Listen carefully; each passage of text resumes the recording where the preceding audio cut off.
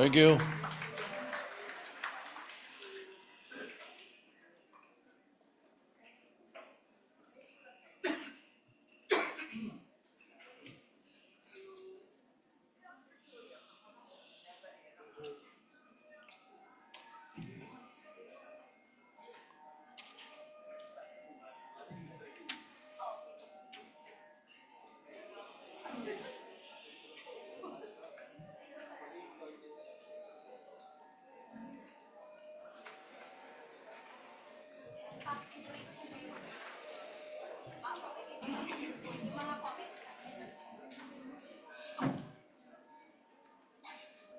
The Secretary will please call the roll. Roll call of members. The Honorable Senator Aquino, Senator Cayetano Alan, Senator Cayetano Pia, Senator De La Rosa, Senator Ejercito, Senator Escudero, Senator Estrada, Senator Gatchalian, Senator Go, Senator Hontiveros, Senator Lacson, Senator Lapid, Senator Ligarda, Senator Marcoleta, Senator Marcos, Senator Padilla, Senator Pangilinan, Senator Tulfo Erwin, Senator Tulfo Rafi, Senator Villanueva, Senator Villar Camil, Senator Villar Mark, Senator Zubiri. The Senate President is present. With 21 senators present, the chair declares the presence of a quorum. Majority Leader. Thank you very much, Mr. President. Mr. President, I move that we dispense with the reading of the Journal of the 55th Session, Wednesday, March 11, 2026, and consider the same as approved. I so move. Any objection? Chair hears none. The motion is approved. The journal is approved. Mr. President, we'd just like to greet a very happy birthday to distinguished colleague, Senator Rafi Tulfo, who celebrated his birthday March 12. Mr. President. Yes, our birthday greetings to Senator Rafi Tulfo. Thank you, Mr. Happy President. birthday, sir. Mr. President, may I ask for a minute suspension so that our colleagues can greet him, Mr. President? Session suspended.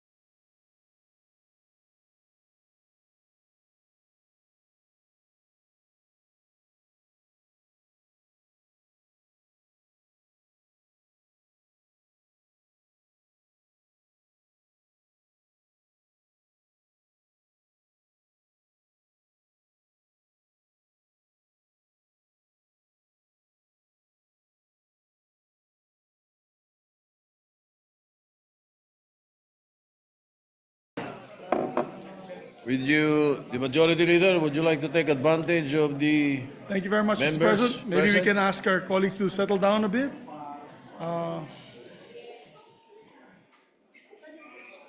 Yeah, thank you, Mr. President. Mr. President, we have a number of visitors in the Senate here today, starting with barangay officials from Barangay Laturan, Libuna, Bukidnon. Oh, that's from my neck of the woods, led by Barangay Captain Lini Cabardo. Also, guest of Senator Kiko Pangilinan, Malik Diof, and Coach Ryan Gregorio is here. We're approving on third reading a bill granting Malik Diof citizenship today. Is she here? I'm sure Senator Estrada will no longer ask her if she has a boyfriend or not. All right. Mr. President, who else? we also have my guests from, Cor Jesu College, headed by Mayor June Ray de Quina. We also have with us,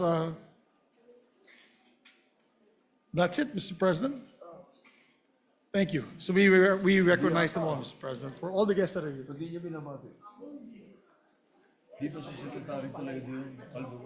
Thank you. Oh, yes. May we recognize Senator Lauren Legarda, Mr. President. Before that, we recognize the DBM Secretary. Is here? Yes, my apologies. Yes, I Secretary- think our staff in front Secretary do not Toledo. recognize this gentleman with pleasing personality, Mr. President, and striking features. Our Secretary of the DBM, Secretary Toledo. Sir, thank you for All coming. right, thank you. Secretary. I saw him from afar because I need something from him. Just joke. Thank you, Mr. Senator President. Lauren Legarda is recognized. Yes, Mr. President. Before anything else, I wanted to extend, and I'm sure our colleagues would want to share this with me, our warmest congratulations to our majority leader. Maybe not everyone knows that Senator Mig Zubiri, he received the National Book Award in the profession category during the 43rd National Book Awards held the other day, March 14, at the Mega Trade Hall. The award, conferred by the National Book Development Board and the Filipino Critics Circle, recognizes our majority leader's work, the book Road to Peace, Crafting the Bangsamoro Organic Law. This work captures an important chapter in our nation's history and offers valuable insights into the legislative and political process that helped bring lasting peace and governance to the Bangsamoro. Beyond being a distinguished legislator, Senator Zubiri has demonstrated through this work a deep commitment to documenting the difficult yet meaningful journey towards peace in Mindanao. The book stands as testament to the power of dialogue, perseverance, and principled leadership in advancing national unity and reconciliation. And I believe that this recognition not only honors his contribution to literature and to public service, but reminds us of the importance of preserving the stories behind the laws that shape our country. This is an interesting work that could probably inspire all of us to write the anecdotes, the backstories, the inside stories of the work behind every bill and legislation. So once again, we're proud of you, our dear brother, our majority leader, former Senate President, a esteemed gentleman from Mindanao, Senator Mig Zubiri, on this well-deserved recognition. Congratulations. Thank you very Maraming salamat po, Mr. President. Thank you very much to my dear colleagues. Mr. President, I just want to Yes, put on sir. record that the award that I got this weekend, I share it with all of you. Thank you. Because you were the Senate President, Mr. President, when we passed the Bangsamoro Organic Law. Yeah. All of the members here that were in the that was in the 17th Congress, I believe, 18th. 18th Congress, were instrumental.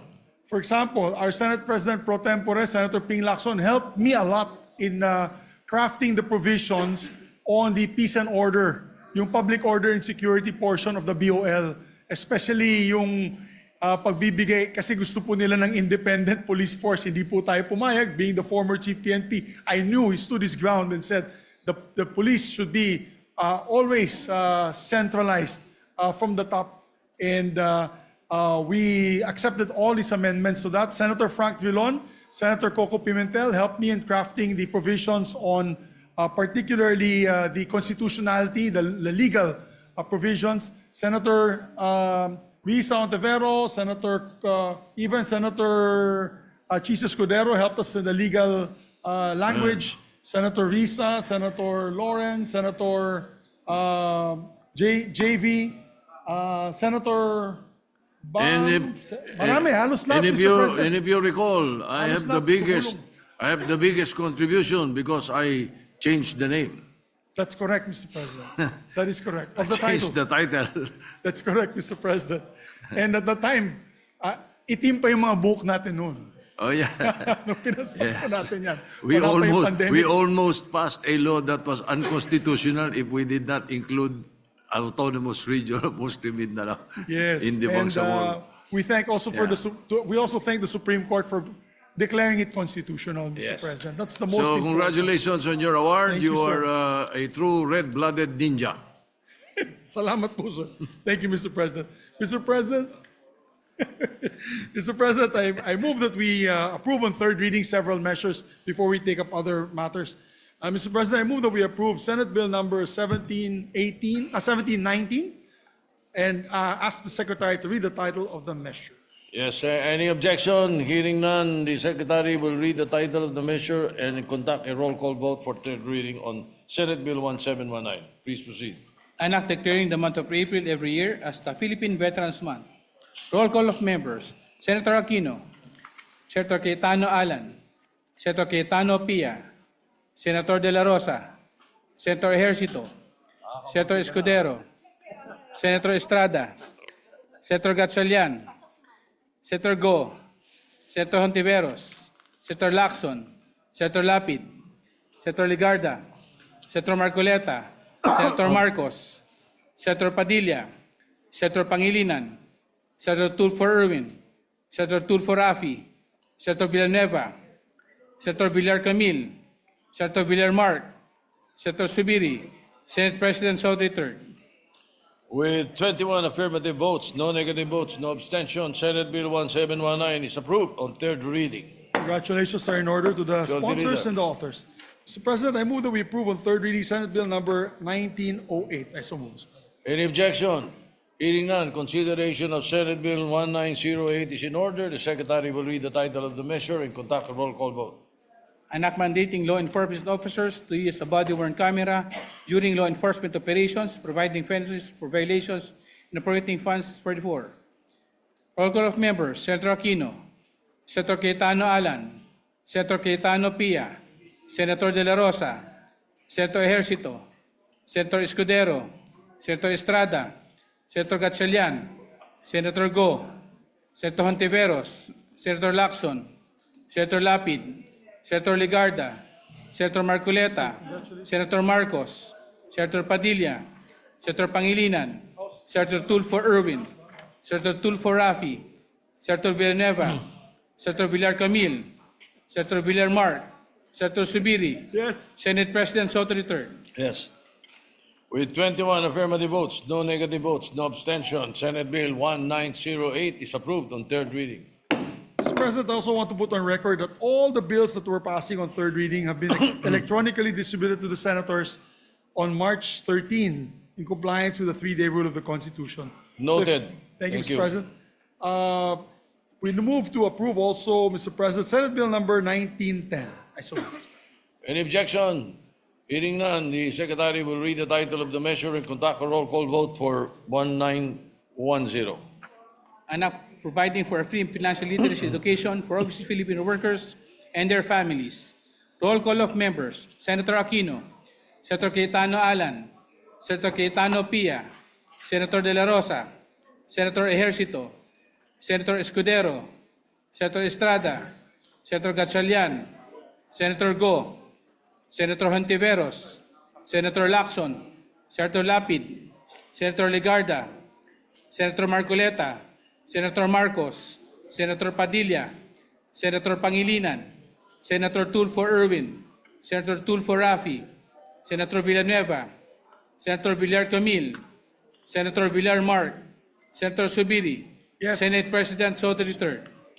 With 21, 21 affirmative votes, no negative votes, no abstention, Senate Bill 1910 is approved on third reading.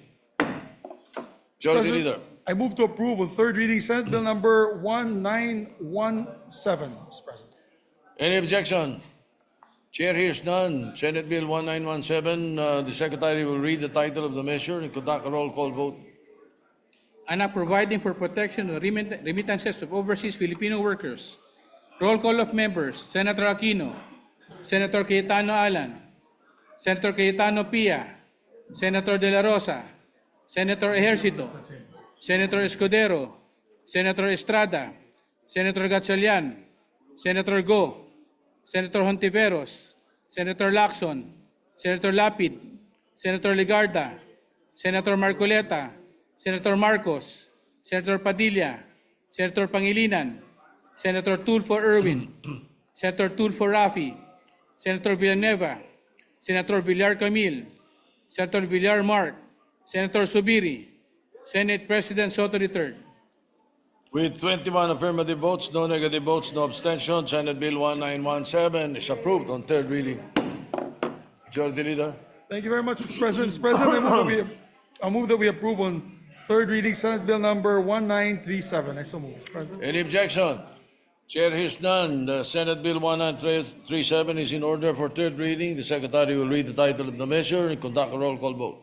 Anak is realizing support for public basic education schools in geographically isolated and disadvantaged areas and appropriating funds therefore. Roll call of members, Senator Aquino, Senator Cayetano Alan, Senator Cayetano Pia, Senator De La Rosa, Senator Ejercito, Senator Escudero, Senator Estrada, Senator Gatchalian, Senator Go, Senator Hontiveros, Senator Lacson, Senator Lapid, Senator Ligarda, Senator Marcoleta, Senator Marcos, Senator Padilla, Senator Pangilinan, Senator Tulfo Erwin, Senator Tulfo Rafi, Senator Villanueva, Senator Villar Camil, Senator Villar Mark, Senator Zubiri, Senate President Soto III. With 20 affirmative votes, no negative votes, no abstention, Senate Bill 1937 is approved on third reading. Thank you very much, Mr. President. Mr. President, before I call for the third reading of this House Bill number, may we just ask if Mr. Maudo Diouf is here on the gallery, and maybe we can ask him to stand? Yes, he's here. Okay. Thank you very much, Mr. President. We just wanted to make sure. Mr. President, I move that we approve on third reading House Bill number 6640. I so move, Mr. President. Any objection?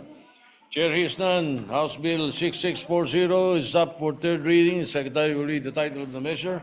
Conduct a roll call vote.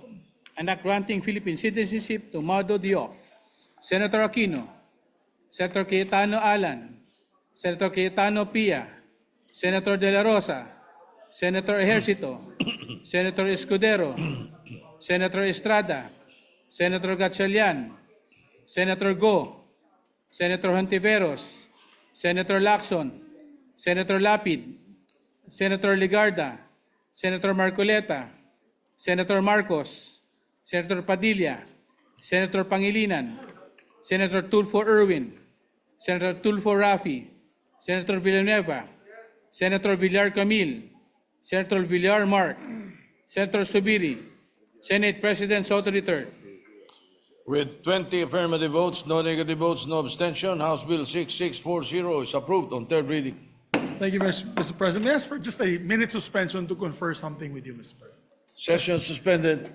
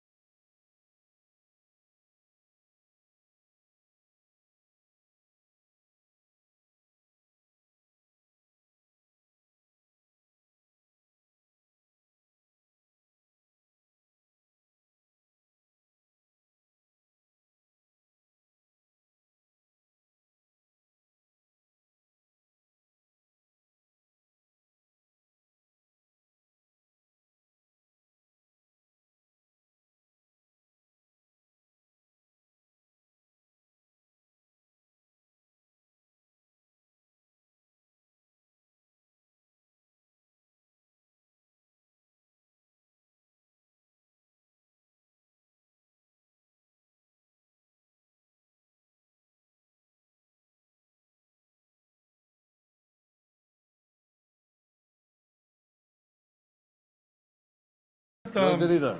Mr.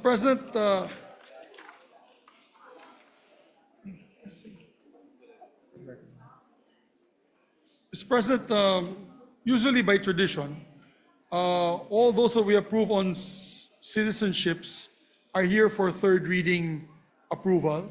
However, I believe this other personality had an emergency and had to leave at this particular time due to an emergency, Mr. President. So if the body will allow it, we can approve it on third reading because I believe there will be a very big championship coming up very soon, and she's very willing already to play for flag and country. We will just request her to come, Mr. President, on the first day of session on May 3. She has to be here at least to present herself to the members of the Senate who were not able to attend the committee hearing. So Just to see that presently she is abroad. Yes, Mr. President. All right. Due And, to an emergency. During the Commission on Appointments confirmation, we do allow that if the body allows it. So Yes. you may proceed. It's just that we don't want to make it a precedent because we It don't is- want to approve it a is third not a reading. precedent.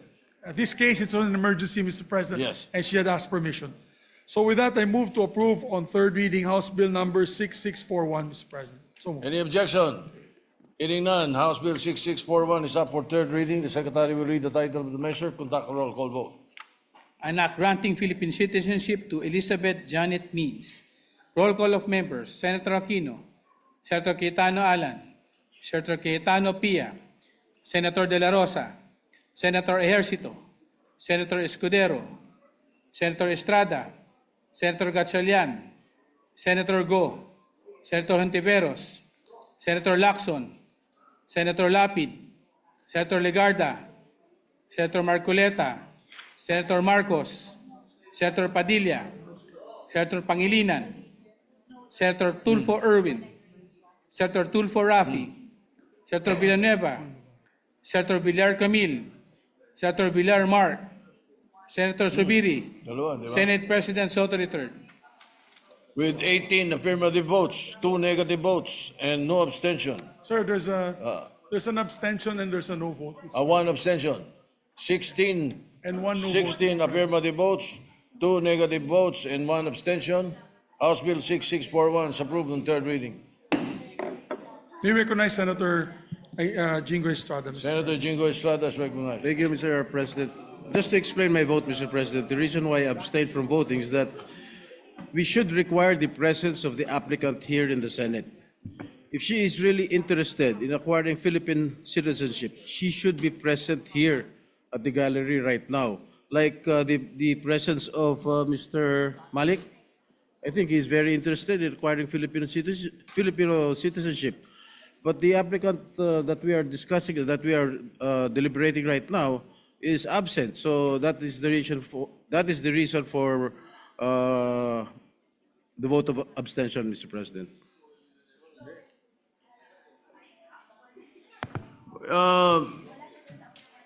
May we know the vote of Senator Villanueva? I think he went inside, Mr. President.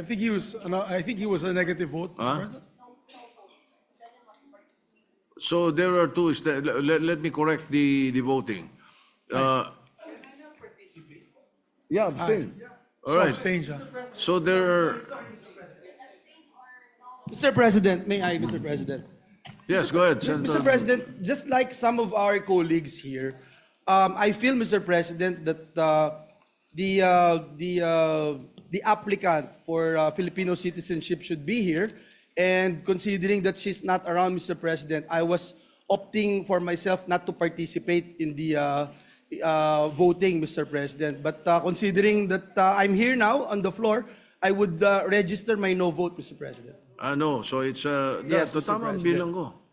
Thank you. Yes, Mr. President. He did not abstain. It's a negative vote. Padilla, Villanueva, negative. Yes, Mr. President. And Mr. Yeah. President, We cleared the records. 17 affirmative votes, and Mr. 2 President, negative votes, and 1 abstention. Yeah, correct. and if I What may I be said allowed was to correct. explain as well, I vote yes with a heavy heart because I really, as you are and I am, we are both stickler for the rules and traditions of the Senate. Yes. I only note that there's going to be a championship coming up very, very soon, and the good sponsor, Senator Kiko Pangilinan, had appealed to me if we can actually dispense with that Yes. particular tradition. But I do it with a heavy heart, Mr. President. Kasi takot nga tayo sa mga fake na pagbibigay ng fake citizenships. So we want to make sure na they're sincere with their plan to accept Filipino citizenship. So Yes, indeed, we understand Yes. the resolution or the manifestation of the gentleman. But again, because of the necessity of the hour, that is the reason that we took on the tradition also in the Commission on Appointments, where we approve, even if they're not present, if there is a valid reason. And the valid reason is she's in California because of a family emergency. emergency. So Mr. that's the President, reason that we took it up and took it on the floor. All right? May we just get the commitment of the sponsor, Justice Committee Chair, as well as the coach. I believe the coach is here, that she comes to the Senate on May 3 when we start session. May 4 when we start session, Mr. President. All right. Senator Francis Pangilinan is recognized. Yes, Mr. President, on the condition that she appears on the first day of our session, Mr. President, we will relay. And that, for the record, Mr. President, this should not be a precedent for future citizenship applications as well as approvals on third reading, Mr. President. All right. Thank you. Senator Jigo Estrada. Thank you, Mr. President. Just one question addressed to the good gentleman from Pampangan, Quezon City. Willingly, Mr. President. Wasn't she informed about the votation today? Yes, she was informed, and that there was a family emergency, if I'm not mistaken, which required her to leave. The other concern, Mr. President, is that the SBP has said that she needs to have her passport processed by April so that she can participate in the competitions. And therefore, if we are to resume sessions in May, then her passport will not be processed in time, Mr. President. And a little leniency because it's the first time that we are approving the citizenship of a female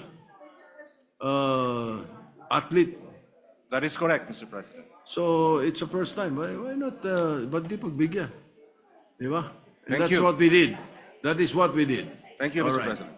It coincides with Women's Month, and we just had a program for the women senators, the book launching of the women senators of the Philippines, all 24 of them, from Geronima Pecson all the way to Aimee Marcos, Risa Ontiveros, Pia Cayetano, Loren Legarda, Camille Villar.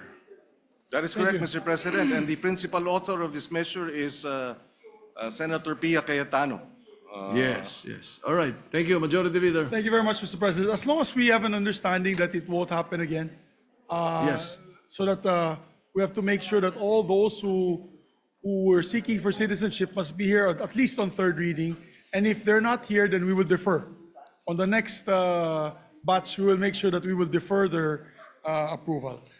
Thank you, Mr. President. We have several senators who wish to give their explanation of votes, starting with Senator Raffy Tulfo, our birthday boy, Mr. President. May we recognize Senator Tulfo. Senator Raffy Tulfo is recognized.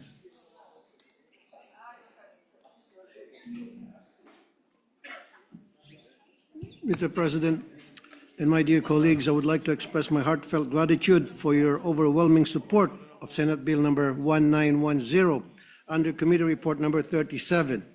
This bill, which provides free financial literacy education for overseas Filipino workers and their families, mark another significant step forward in safeguarding the well-being of our migrant workers.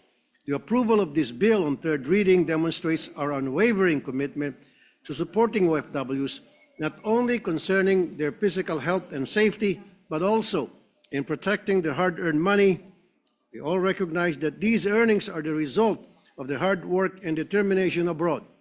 Although this legislative measure may appear simple and brief, it represents a substantial advancement toward helping OFWs secure their futures. By promoting financial literacy, we enable our migrant workers to make wise monetary decisions, avoid predatory financial scams, invest wisely, and build financial security for themselves and their families. And with the passage of Senator Joel's OFW Remittance Protection Act, makakasiguro ang ating mga kababayang OFWs na mas lalo pang mapangalagaan ang kanilang pera na bunga ng kanilang di mapantayang dugo, pawis at sakripisyo. Mr. President, dear colleagues, again, thank you so very much for supporting this bill. May we continue to reciprocate the sacrifices made by our OFWs. Good afternoon. Thank you again, Mr. President. The Majority Leader, I understand you wanted to call a caucus. Yes, after, Mr. President, we just have a couple of other members who wish All to right. explain their vote. But may I just remind our dear colleagues, after this, we'll have an all-member caucus. We can suspend for a few minutes to discuss very important priority measures, Mr. President. As requested by Senator Pia Cayetano. That's correct, Mr. President. Mr. President, I move that we recognize Senator Joel Villanueva for his explanation. Senator Joel Villanueva is recognized. Thank you, Mr. President. Thank you to our dear Majority Leader. Mr. President, may I just insert into the records some of the bills that I wanted to explain my vote. But for the meantime, Mr. President, may I just manifest my vote on SBN 1917. Mr. President, distinguished colleagues, the measure we have just approved on third and final reading is rooted in a simple but profound objective to do what is good for our fellow Filipinos, particularly for the millions of overseas Filipino workers whose sacrifices sustain countless families and contribute significantly to the progress of our nation. With the passage of Senate Bill number 1917, or the Overseas Filipino Workers Remittance Protection Act, this chamber has taken a meaningful step towards safeguarding and hard-earned remittances of our migrant workers and ensuring that the fruits of their labor reach their loved ones fairly and transparently. Ginoong Pangulo, sa gitna po ng patuloy na tensyon at sigalot sa gitnang silangan, kung saan marami sa ating mga OFW ang nagtatrabaho, napapanahon na po ang pagpasa ng panukalang ito sapagkat pinapatibay nito ang ating pangako at tungkuling pangalagaan ang bunga ng kanilang sakripisyo at tiyakin na makarating ng buo sa kanilang mga pamilya ang kanilang pinaghirapang kita. This bill introduces important safeguards. It ensures reasonable oversight on remittance fees and services, requires transparency in exchange rates and related charges, and strengthens financial literacy programs for OFWs and their families so that their hard-earned income can translate into long-term financial security and sustainable livelihood. Mr. President, at this point, please allow me to express my sincerest thanks to the members of this august chamber for their support and cooperation in the passage of this measure. We would especially like to thank Senate President Tito Soto for his valuable refinements to the bill, which will help ensure that the benefits of this legislation are immediately felt by our OFWs and their families. We'd like to thank again our fellow authors, Senators Camille Villar, Jinggoy Estrada, Rafi Tulfo, J.V. Ejercito, Mark Villar, and Kiko Pangilinan. We also thank the agencies and stakeholders who shared their expertise during the deliberations, particularly BSP, DOF, DMW, OWA, and the many organizations advocating for the welfare of our OFWs. Ginoong Pangulo, sa araw po na ito, muli nating pinatunayan na ang Senado ay nagkakaisa sa layuning protektahan ang kapakanan ng ating mga kababayan, lalo na po ang ating mga bagong bayaning patuloy na nagsusumikap sa ibang bansa para sa kanilang mga pamilya at para sa ating inang bayan. The passage of this bill brings us one step closer to a more just and protective system for our OFWs. Yet it is also a reminder of our continuing responsibility to create opportunities here at home so that one day no Filipino will be compelled to leave the country in search of livelihood. Hanggang sa araw po na iyon, mananatili po ang ating tungkuling pangalagaan, ang karapatan at kapakanan ng ating mga kababayang kumakayod sa ibayong dagat. Muli, Ginoong Pangulo, maraming salamat at pagpalain tayong lahat ng ating Panginoong Diyos. Majority Leader. Thank you very much, Mr. President. Next to also explain his vote is our distinguished colleague, Senator J.V. Ejercito. Senator J.B. Ejercito is recognized.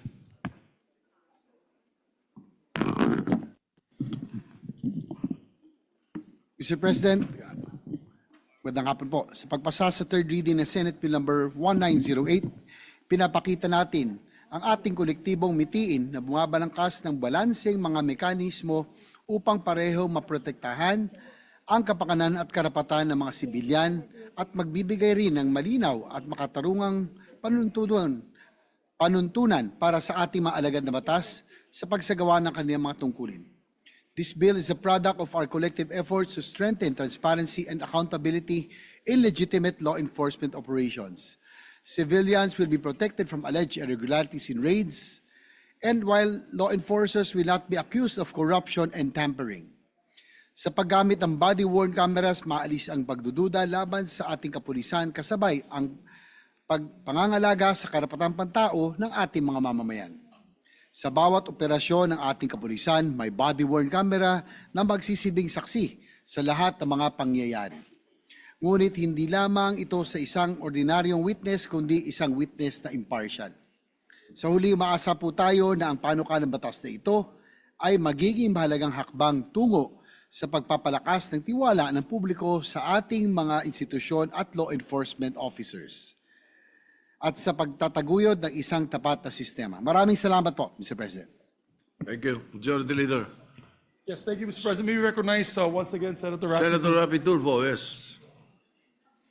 Mr. President, my dear colleagues, I vote yes on this measure requiring the use of body-worn cameras by our law enforcement officers during law enforcement operations.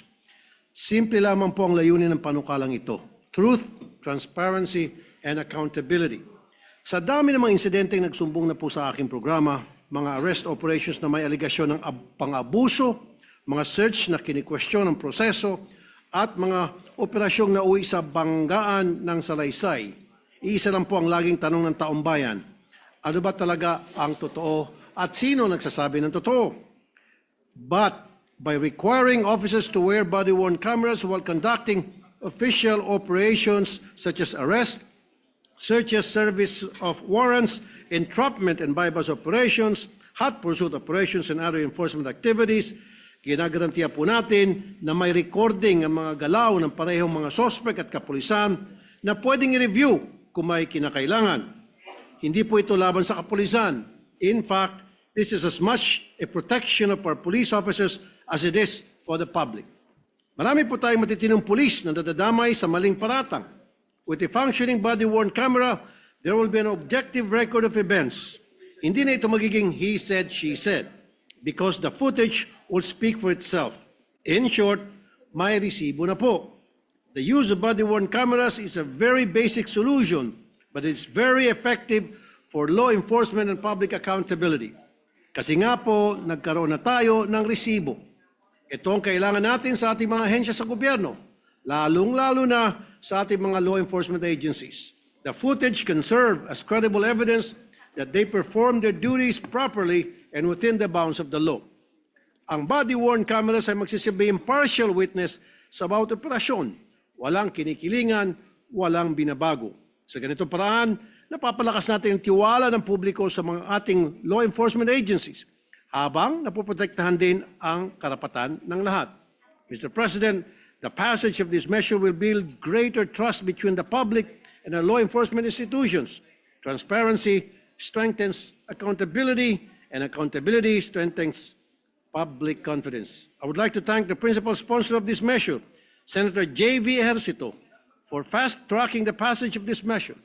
Senator J.V. Ejercito, I share the same advocacy of promoting truth, transparency, and accountability in law enforcement. Mr. President, it is with pride that I cast my vote yes. Thank you, Mr. President. Thank you very much, Mr. President. Mr. President, next to explain his vote, her vote rather, is Senator Lauren Legarda. Senator Lauren Legarda is recognized.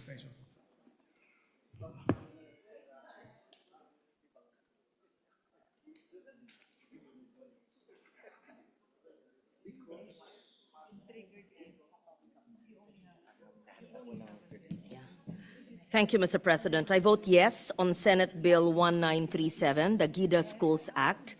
As principal author of this measure, which institutionalizes support for public basic education schools in geographically isolated and disadvantaged areas, I respectfully seek the permission of the sponsor, Senator Bam Aquino, to be made a co-sponsor thereof. Education is a fundamental right and a powerful equalizer. For many Filipino children living in geographically isolated and disadvantaged areas, access to quality education remains constrained by distance, inadequate infrastructure, and limited public service. No child should be denied learning opportunities simply because of geography.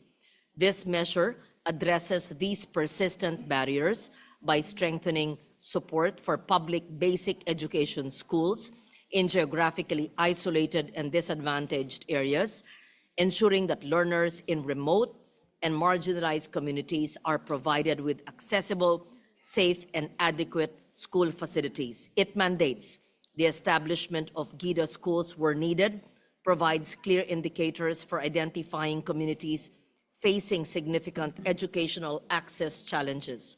The bill strengthens planning and coordination through the development of a national GIDA schools mapping system, which will guide infrastructure planning, resource allocation, policy interventions for underserved communities.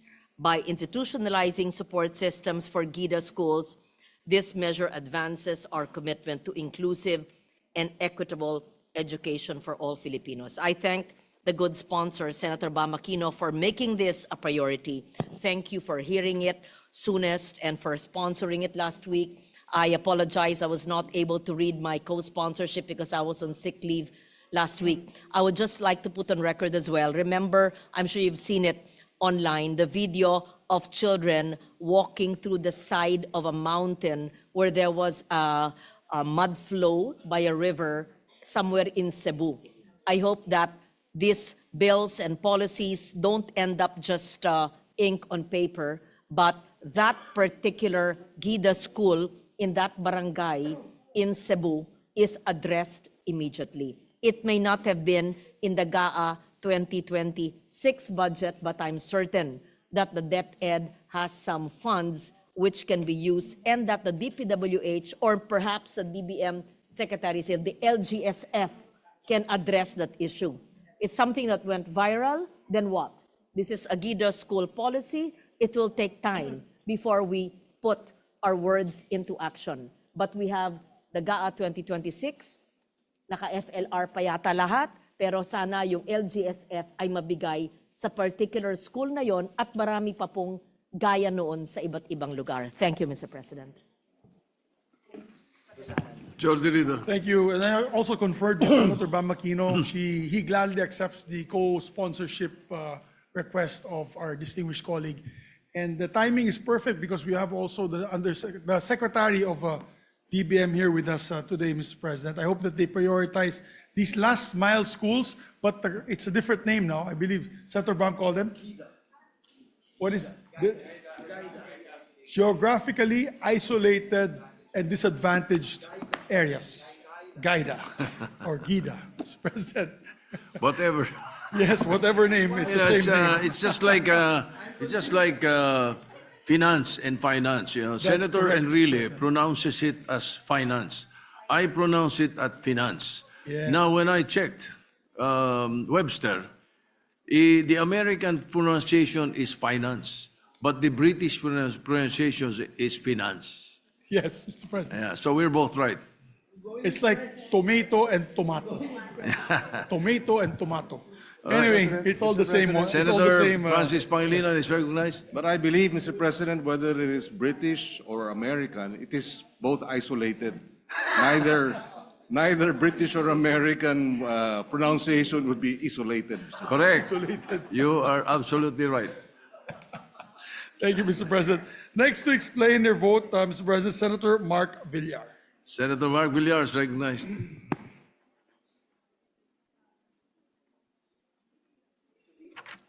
Mr. President, I rise to explain my yes vote on Senate Bill number 1908, or the Law Enforcement Body-Worn Camera Act.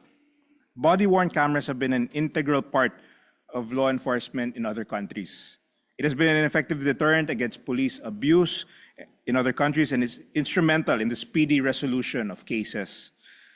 Mr. President, this bill is also timely and responsive in the midst of the hyper-digital era, where every occurrence from a simple traffic incident to a legitimate police operation are captured and documented by camera-enabled devices. How about the other side of the coin? Mr. President, this is where we have to tread cautiously but firmly the lines of effective law enforcement, data privacy, and human rights concerns. I personally witnessed the efficiency of our PNP when I visited their Quezon City headquarters 3 years ago. During my visit, sinubukan po natin ang response time ng PNP sa mga krimen. Pumili po tayo ng isang remote area sa Quezon City na rerespondehan ng ating kapulisan. Within 5 minutes, nakarating na po ang deployed forces ng PNP. This kind of law enforcement response is what we are envisioning with the implementation of body-worn cameras. Kakakibat ng mabilis na responde ng PNP, makapagbibigay ang body-worn cameras ng complementary at supplementary support sa kanilang operations. On the same note, ang pagpapasa sa batas na ito ay isang proteksyon ng human rights sa bansa. Hindi lang ng publiko kundi para rin sa lahat ng involved sa operations dahil recorded po ang bawat galaw ng ating kapulisan. Mas mapapaigting ang transparency at accountability ng ating kapulisan. Madadagdagan nito ang kumpiyansa ng publiko sa ating law enforcement agency at matutulungan mapababa ang krimen dahil sa mas matibay na community engagement. As such, Mr. President, I affirm my steadfast support for this bill being forwarded by our esteemed sponsor, Senator J.V. Ejercito. I share his eagerness in guaranteeing that our law enforcement will be equipped with the necessary gear to adequately accomplish their duties. Thank you, Mr. President. Thank you very much, Mr. President. Majority Leader. Before we suspend so that we can do our caucus, we'd just like to also recognize the gentlemen and ladies in the gallery. We have with us USEC Roger Navarro, DA Undersecretary for Operations and Agri-Fisheries Mechanization for Rural Credit. He's with us. We have also with us Deputy Administrator of the Sugar Regulatory Administration, Attorney Guillermo Tejida is with us. Is the SRA here? We have also with us Dr. Dexter Buted, Administrator of the DA Philippine Coconut Authority. Are they here? Yes. Okay. Please, Okay. acknowledge Thank yourself. you. Okay. We Thank you very welcome much, Mr. the President. guests to the Senate this afternoon. Thank you for joining us. So, Mr. President, I move to suspend All right. session for a few Senate minutes so that we can discuss in caucus these priority measures that these gentlemen and ladies from the executive wish us to approve, Mr. President. All right. The session is suspended for a few Senate minutes.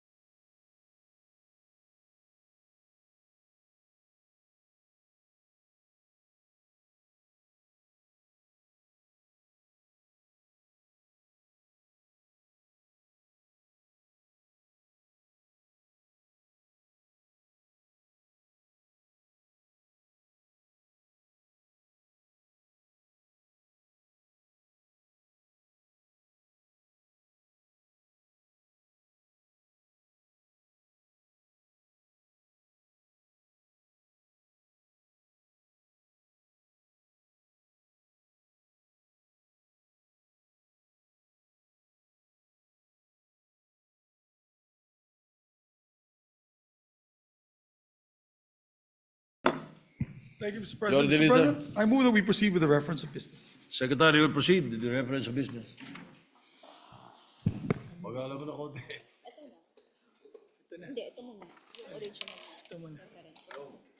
Yes, sir. Ito. Bills on first reading.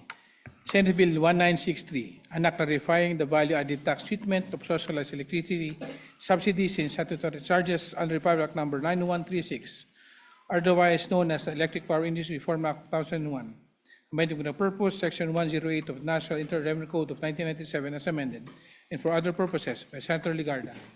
Referred to Committees on Ways and Means and Energy. 1964, an act prohibiting education institutions from unreasonably withholding the official school records of students, establishing a mechanism to assist financially incapacitated students with outstanding school balances for the purpose of accessing the school records and for other purposes by Senator Hontiveros. Referred to Committees on Basic Education, Higher Education, and Finance. Resolution number 345, resolution directing the appropriate Senate committee to conduct inquiry in need of legislation, the increasing use of cigarettes, heated tobacco products, and vapor products among Filipino youth, the proliferation of their sale through online platforms and retail stores, and the need to strengthen regulation, monitoring, and enforcement. Senator Tulfo R. Referred to the Committees on Health and Trade. Committee report number 45, prepared and submitted by the Committee on Energy on Senate Bill number 1965 with Senator Estrada and Cayetano P. as authors thereof, titled an act amending Section 5 of Republic Act number 9367, otherwise known as the Biofuels Act of 2006. Recommended approval in substitution of number 1485 by Senator Cayetano P. To the calendar for ordinary business. Majority Leader. Thank you very much, Mr. There President. is additional reference of business. Please proceed, Mr. I'm President. sorry. Go ahead. You may proceed. Additional reference of business. Message of the President of the Republic of the Philippines. Letter of His Excellency President Ferdinand R. Marcos Jr. dated 16 March 2026, certifying the necessity of the immediate enactment of Senate Bill number 1965, titled an act amending Section 5 of Republic Act number 9367, otherwise known as the Biofuels Act of 2006. Referred to the Committee on Rules. Resolutions. Resolution number 346. Resolution directing the Senate Committee on Agriculture, Food, and Agrarian Reform to conduct an inquiry in need of legislation into the impact of rising oil prices on the cost of agricultural and fisheries production and the readiness of government agencies to provide timely support to farmers and fisherfolk by Senator Pangilinan. Referred to Committee on Agriculture. 347. Resolution directing the Senate Committee on Tourism to conduct an inquiry in need of legislation on the competitiveness of the Philippine tourism industry with other Southeast Asian countries, including a review of tourism promotion strategies and the utilization of the Department of Tourism budget with the end in view of identifying policy measures to increase international tourism arrivals and strengthen the country's global tourism competitiveness by Senator Tulfo R. Referred to the Committees on Tourism and Finance. Majority Leader. Thank you very much, Mr. President. Mr. President, Attorney. please. Ask for a minute suspension, Mr. President. Session suspended.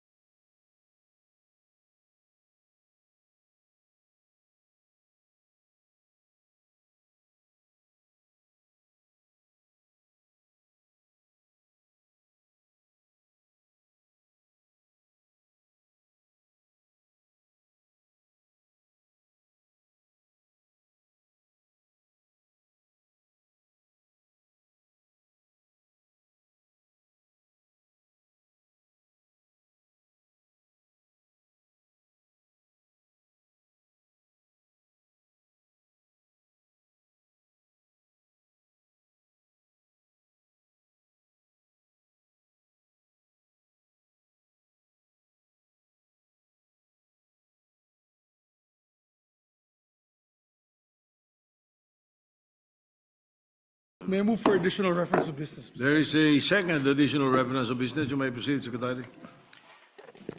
Message from the House of Representatives informing that the Senate that on 16 March 2026 is passed House Bill number 8418 titled An Act Authorizing the President of the Philippines to suspend or reduce excise taxes on petroleum products during national or global economic emergencies, amending for the purpose the National Internal Revenue Code of 1997 as amended, in which it requests the concurrence of the Senate. Referred to Committees on Ways and Means and Energy. Committee report number 46, prepared and submitted jointly by the Committees on Social Justice, Welfare and Rural Development, and Finance on Senate Bill number 1966 with Senators Marcos, Go, Estrada, Tulfo E., and Villanueva as authors, thereof titled An Act Utilizing the Assistance to Individuals in Crisis Situations Program, the Department of Social Welfare and Development, providing penalties for the violation of certain unlawful acts and appropriating funds therefore. Recommending approval in substitution of Senate Bills number 117, 676, 894, and 1445, taking into consideration House Bill number 6636 by Senator Tulfo E. To the calendar for ordinary business. Majority Leader. Thank you very much, Mr. President. Mr. President, I move to transfer from the calendar of ordinary business to special order Senate Bill number 1966 under Committee Report number 46. I so move, Mr. President. Any objection? Hearing none, 1966 is transferred. Mr. President, I move that we consider Senate Bill number 1966 under Committee Report number 46. I so move. Any objection? Hearing none, consideration of 1966 is in order. May we ask the Secretary, Mr. President, to read the title of the measure? The Secretary will read the title of the measure. An Act institutionalizing the Assistance to Individuals in Crisis Situations Program of the Department of Social Welfare and Development, providing penalties for the violation of certain unlawful acts and appropriating funds therefore. Majority Leader. Mr. President, may we recognize the sponsor of the measure, no other than our distinguished colleague from Palawan and the Republic of the Philippines, Senator Erwin Tulfo. Senator Erwin Tulfo is recognized to sponsor the measure. Thank you, Mr. President. Mr. President, my dear colleagues, today I rise before you to sponsor a measure that speaks directly to the heart of public service, the responsibility of the government to stand beside our people during their most difficult moments. I humbly seek your support for the passage of Senate Bill number 1966 under Committee Report number 46, an act institutionalizing assistance to individuals in crisis, or AICS program of the Department of Social Welfare and Development, providing penalties for the violation of certain unlawful acts and appropriating funds therefore. This measure seeks to institutionalize the assistance to individuals in crisis situation of the Department of Social Welfare and Development. Mr. President, for many Filipinos, AICS has long served as a lifeline. It has helped families facing medical emergencies, students struggling to stay in school, workers displaced by sudden crises, and communities recovering from disasters. But while the program has long been implemented administratively, this measure ensures that it becomes a permanent and protected program under the law, a program that will endure beyond administrations. Mr. President, the AICS Act is guided by clear principle. Ang gobyerno ay dapat laging handang umalalay sa mamayan sa oras ng kagipitan at pangangailangan. When a family faces a medical emergency, when a student is on the brink of dropping out, or when a household loses its breadwinner, government assistance should not be uncertain or temporary. This measure affirms the state's policy to promote a just and dynamic social order and to alleviate the plight of the poor by providing accessible social services and programs that improve the quality of life of every Filipino. And let me emphasize, Mr. President, this is LEDAC priority measure, underscoring its national importance and the urgency of ensuring that crisis support is consistent, predictable, and protected from administrative uncertainties. Through this proposed AICS Act, individuals and families experiencing crisis situations will be able to access different forms of assistance, including financial assistance for urgent needs intended for funeral assistance, transportation, medical, educational, and other cash assistance. Material assistance such as food packs and essential non-food items. Psychosocial support for individuals and families dealing with trauma or emotional distress. And referral services to appropriate agencies for longer-term interventions. Mr. President, this measure recognizes that crisis does not discriminate. A student in crisis, a farmer affected by calamity, a senior citizen needing urgent medical care, a solo parent struggling to support their children, or members of our indigenous communities facing displacement, all deserve timely help. Sa madaling sabi, walang Pilipino ang dapat maiwan kapag sila ay nasa gitna ng matinding pagsubok. This measure also strengthens transparency and accountability. It clearly provides that the distribution of assistance shall be handled by DSWD, ensuring that aid reaches the rightful beneficiaries based on professional social worker assessment. More importantly, the measure explicitly prohibits political involvement in the distribution of assistance. No elected official, political party, or candidate may participate in or influence the distribution of aid.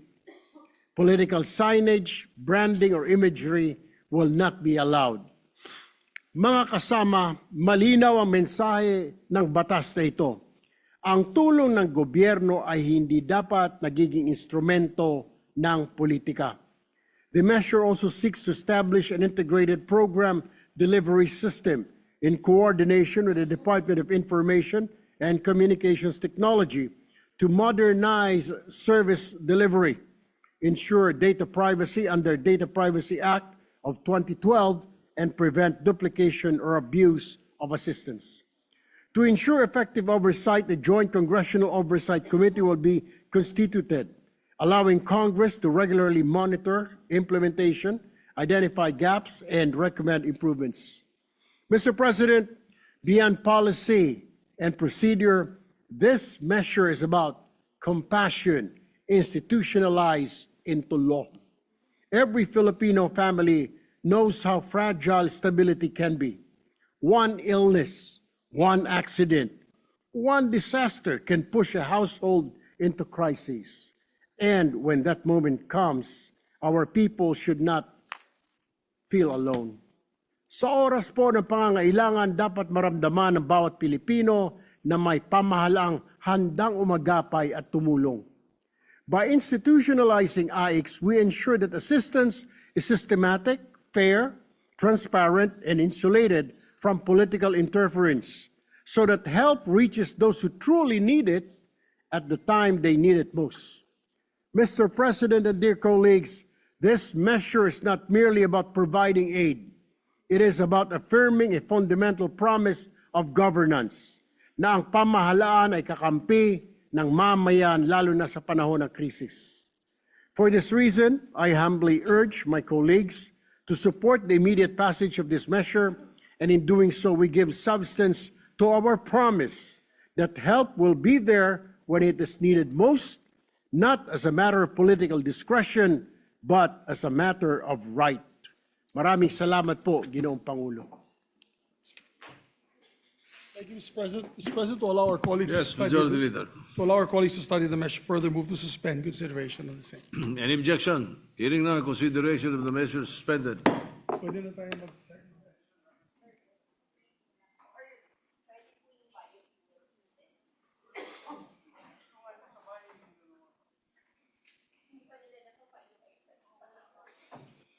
Ano muna tayo? Napahal na? Kapag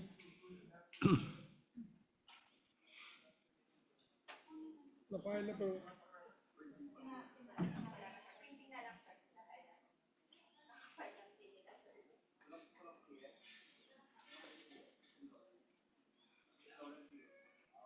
Ito ano, I'll FOI muna.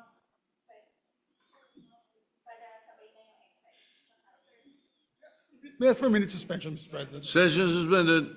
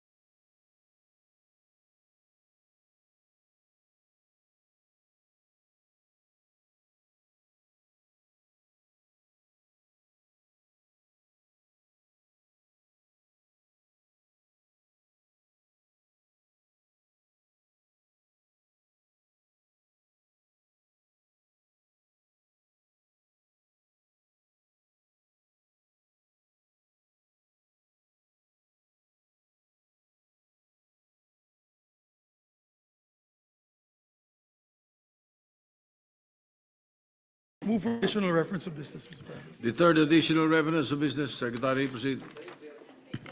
Additional reference of business. Committee report. Committee report number 47, prepared and submitted jointly by the Committees on Basic Education, Ways and Means and Finance on Senate Bill number 1981 with Senators Aquino, Legarda, Gatchalian, Cayetano AP, Estrada, Villar M, Pangilinan, Villanueva, and Tulfo as authors thereof titled, and establishing the private basic education voucher program and appropriating funds therefore, appealing for the purpose Republic Act number 6728, otherwise known as the Government Assistance to Students and Teachers in Private Education as amended. Recommending its approval and substitutions of Senate Bills number 128, 309, 364, 422, 10373, 1710, 1841, 1848, and 1895, taking into consideration House Bill number 4744 in the privilege speech of Senator Win Gatchalian delivered 18 February 2026 entitled Expanded Government Assistance to Students and Teachers in Private Education Act by Senator Aquino. To the calendar for ordinary business. Majority Leader. Thank you very much, Mr. President. Mr. President, I move that we transfer from the calendar ordinary business to special order Senate Bill number 1981 under Committee Report number 47. Hearing no objection, so transferred 1981 to calendar. Thank you very much, Mr. President. Mr. President, I move that we consider Senate Bill number 1981. Hearing no objection, consideration of 1981 is in order. Secretary will read the title of the measure. An act establishing a private basic education voucher program and appropriating funds therefore, repealing for the purpose sections 2, 3, 4, 5, 6, 7, 12, 14, and 15 of Republic Act number 8545, otherwise known as the Expanded Government Assistance to Students and Teachers in Private Education, which amended Republic Act number 6728, otherwise known as the Government Assistance to Students and Teachers in Private Education Act. Majority Leader. May we recognize the sponsor, Mr. President, to deliver his sponsorship speech, no other than our distinguished colleague, Senator Bam Aquino. Senator Bam Aquino is recognized to sponsor the measure. Maraming salamat, Mr. President. Mr. President, mga kasama, magandang araw po sa inyong lahat. The Committee on Basic Education is pleased to present Senate Bill number 1981 under Committee Report number 47, otherwise known as an act establishing the private basic education voucher program and appropriating funds therefore, repealing for the purpose Republic Act number 6728, otherwise known as the Government Assistance to Students and Teachers in Private Education or GASPE as amended. Nais po nating pasalamatan ng EDCOM 2 at ang ating co-authors sa panukalang ito, Senators Lauren Legarda, Win Gatchalian, Alan Peter Cayetano, Jinggoy Estrada, Mark Villar, Kiko Pangilinan, Joel Villanueva, and Rafi Tulfo. Karangalan po na magkakasama tayo sa laban para sa dekalidad na edukasyon para sa ating bansa. Nais ko din pong bigyang pugay si Senator Win Gatchalian na nagsimula sa diskusyon na ito nung termino po niya bilang chairperson of the Committee on Basic Education. Mr. President, mga kasama, ayon po sa EDCOM 2 report, umaabot sa 165,000 ang kulang na silid-aralan sa ating bansa. Ngunit ang hinala po natin, mas malaki pa ang aktual na kakulangan. Marami tayong mga classroom na overcrowded at sumasailalim sa shifting classes. May mga sira-sira na at ang iba naman, deklarado ng condemned o hindi na po ligtas na gamitin. Nung huling linggo lang, nabalita po muli ang mga mag-aaral na kailangang lumangoy sa ilog, tumawid sa marupok na tulay at maglakad ng ilang oras makarating lamang sa paaralan. Kulang at siksikan ng ating mga silid-aralan. Ngunit habang tinutugunan po natin ang pagsagawa ng mga bagong classroom na nakita na po natin sa CAP Bill at ngayon po sa ating 2026 GAA, nais rin po natin magbigay ng iba pang mga opsyon. Ang ating reforma po ngayon ay tutugon sa tatlong pangunahing issue: congestion, access, at pangatlo, pagpapatibay ng sistema laban sa korupsyon. Una po, tugunan ang congestion. Layunin po ng panukalang batas na ito na bawasan ang pagsisiksikan sa mga pampublikong paaralan sa pamamagitan ng private education voucher. Ito po'y magbibigay daan sa mga mag-aaral na makapag-enroll sa mga pribadong paaralan. Particular na po ang mga nagmumula sa mga paaralang kinikilala ng DepEd bilang congested or overcrowded. Sa ating panukala, sakop po ng voucher bill ang lahat ng antas ng basic education mula K hanggang 12 at pinagsama-sama na po natin ang lahat ng voucher programs ng gobyerno sa ilalim ng batas na ito. Pangalawa po, palawakin ang access. Nais natin bigyan ng kalayaan ang mga mag-aaral na nahihirapan sa mga pampublikong paaralan na pumili ng paaralang angkop sa kanilang pangangailangan. Mahalaga po ang programang ito dahil direktang natutulungan ang mga pamilya, lalo na yung mga nakatira na malapit sa mga pribadong paaralan at ang mga mag-aaral na nangangailangan ng special education o SPED.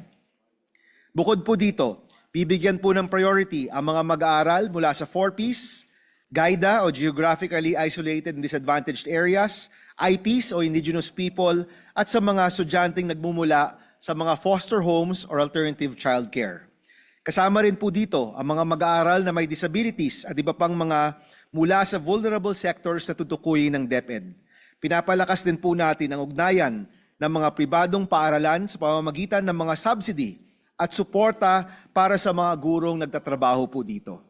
Panghuli po at pangatlo, yung pagpapatibay sa sistema laban sa korupsyon. Kasama po sa ating panukala ang mga probisyon para sa administrative at criminal penalties upang hadlangan ng anumang uri ng pandaraya o fraud. Titiyakin po natin na wala ng ghost student at wala na pong magsasamantala sa sistema. Sa ilalim ng panukalang ito, paparusahan ang anumang paaralang lalabag sa mga probisyon ng batas. Ang paglabag po ay may kaukulang multa o pagkabilanggo dahil ang kailangan po ng mga mag-aaral ay edukasyon at hindi korupsyon.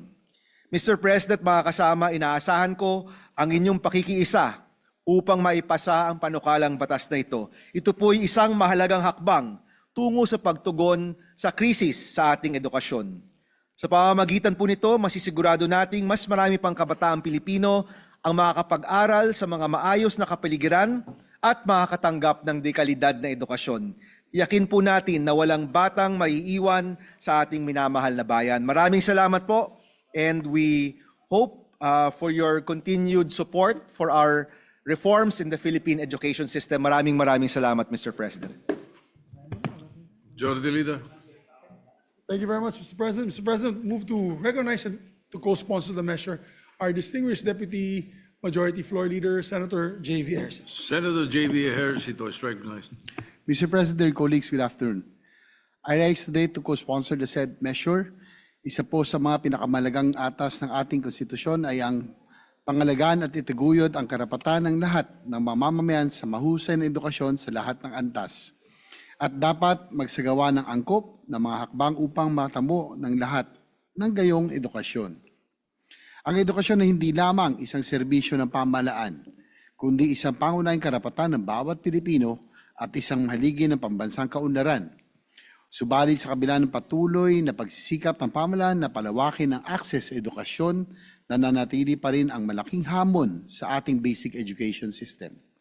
At habang po ginagawa ng pamahalaan ang maangkop na hakbangin upang mapunan ang higit 100,000 kakulungan ng mga silid-aralan sa iba't ibang dako ng ating bansa, kailangan din natin masiguro na may sapat na akses ang ating mga kababayan sa edukasyon. Hindi lamang sa mga pampublikong paaralan, kundi maging sa mga pribadong institusyon na matagal ng katuwang ng pamahalaan sa paghatid ng kalidad na edukasyon. Sa madaling salita po, habang pinapalakas at pinagtitibay natin ang ating public school infrastructure, dapat din nating kilalanin at palawakin ang mahalagang papel ng private education sector sa pagpapalawak ng education opportunities para sa ating mga kabataan. In recent years, policy watch groups have endorsed an alarming downward trend in education spending, with public spending on education not yet fully recovering to pre-pandemic levels in most ASEAN countries. Ngunit salamat na rin po sa kolektibong aksyon ng mga kampyon ng edukasyon sa kapulungan na ito, we were finally able to commit a historic 1.224 trillion for the education sector for fiscal year 2026, which means a global standard set by UNESCO's recommendation of 4% of the GDP for education spending. While this represents a significant commitment to strengthening our education sector, we must also ensure that these investments translate into expanded access and greater educational opportunities for Filipino learners. Kaya po pinupuri ko ang maprobisyon ng panukalang batas na ito na naglalayon pagtibayin ang voucher assistance mechanism ng pamahalaan upang matulungan ang mga kwalipikadong mag-aaral na makapasok at makapagpatuloy ng pag-aaral sa mga pribadong paaralan nakalahok sa programa. Kinikilala rin natin ng panukalang ang mahalagang papel ng mga guro sa pribadong sektor. Kaya naman naglalaman ito ng mga probisyon para sa capacity building at professional development support para sa private school teachers upang patuloy mapanatili ang kalidad ng edukasyon. Kung tunay nating nais na maabot ang pangarap na inclusive at mataas na kalidad na edukasyon para sa lahat, kailangan nating gamitin ang lahat ng makabuluhang mekanismo upang mapalawak ang access dito. At isa sa mga mekanismo ito ay ang mas matibay na partnership sa pagitan ng pamahalaan at ng private education sector. Sa pamamagitan ng panukalang batas dito, mas lalo nating pinagtitibay ang ating paninindigan ng edukasyon ay hindi lamang responsibilidad ng pamahalaan kundi isang pambansang adhikain na dapat pag-ambagan at pagtulungan ng buong lipunan. For these reasons, Mr. President, I express my full support for the passage of the Basic Education Voucher Program Act and also respectfully request to be made co-author of the measure. Maraming salamat po. Majority Leader. Thank you very much, Mr. President. And also to sponsor the measure, distinguished colleague, the Finance Chair, Senator Sherwin Gatchalian. Senator Sherwin Gatchalian is recognized. Thank you, Majority Leader. Thank you, Mr. President. Mr. President, distinguished colleagues, I rise today to co-sponsor the Basic Education Voucher Program Act. The right to education is one of our most cherished constitutional duties. We stand at a historic moment in our nation's history with an unprecedented budget of 1.3 trillion pesos to the sector, and this is not simply a question of funds. Ang edukasyon ang nagsisilbing susi sa isang magandang kinabukasan para sa ating kabataan at sa ating bayan. Ang makapagtapos ang tanging pangarap ng bawat magulang para sa kanilang mga anak. Dahil para sa karamihan ng ating mga kababayan, ang edukasyon ang aahon sa kanila sa kahirapan. For this reason, we must ensure that the programs we fund are effective, accountable, and responsive to the needs of our learners. This is precisely the objective of the measure before us today. The Basic Education Voucher Program Act seeks to establish clear, transparent, and responsive assistance to decongesting our public classrooms by awarding vouchers to qualified learners so that they can transfer to accredited private basic education institutions. It also introduces critical reforms that are meant to address some of the most persistent challenges in the way our existing voucher programs are being implemented. One challenge is streamlining the program itself. At present, the government implements several voucher and assistance programs, including the Education Service Contracting Program, the Senior High School Voucher Program, the Joint Delivery Voucher Program. While these programs share the same objective, they operate under separate sets of rules and administrative structures. Thus, it can be difficult for parents, students, and even school administrators to navigate. Section 21 of this measure introduces a significant reform. It effectively creates a single basic education voucher program by repealing the existing Government Assistance to Students and Teachers in Private Education Act. This creates a clean slate that simplifies the process. By consolidating programs, we produce a more coherent system that is easier to administer and enables us to better focus on achieving decongestion and equity. Equally important, Mr. President, the bill also rectifies the problem of leakage, where learners from the most vulnerable sectors of society are not always prioritized. Section 5 of this measure explicitly states that students who are disadvantaged and come from low-income households may receive a higher voucher amount as determined by DepEd.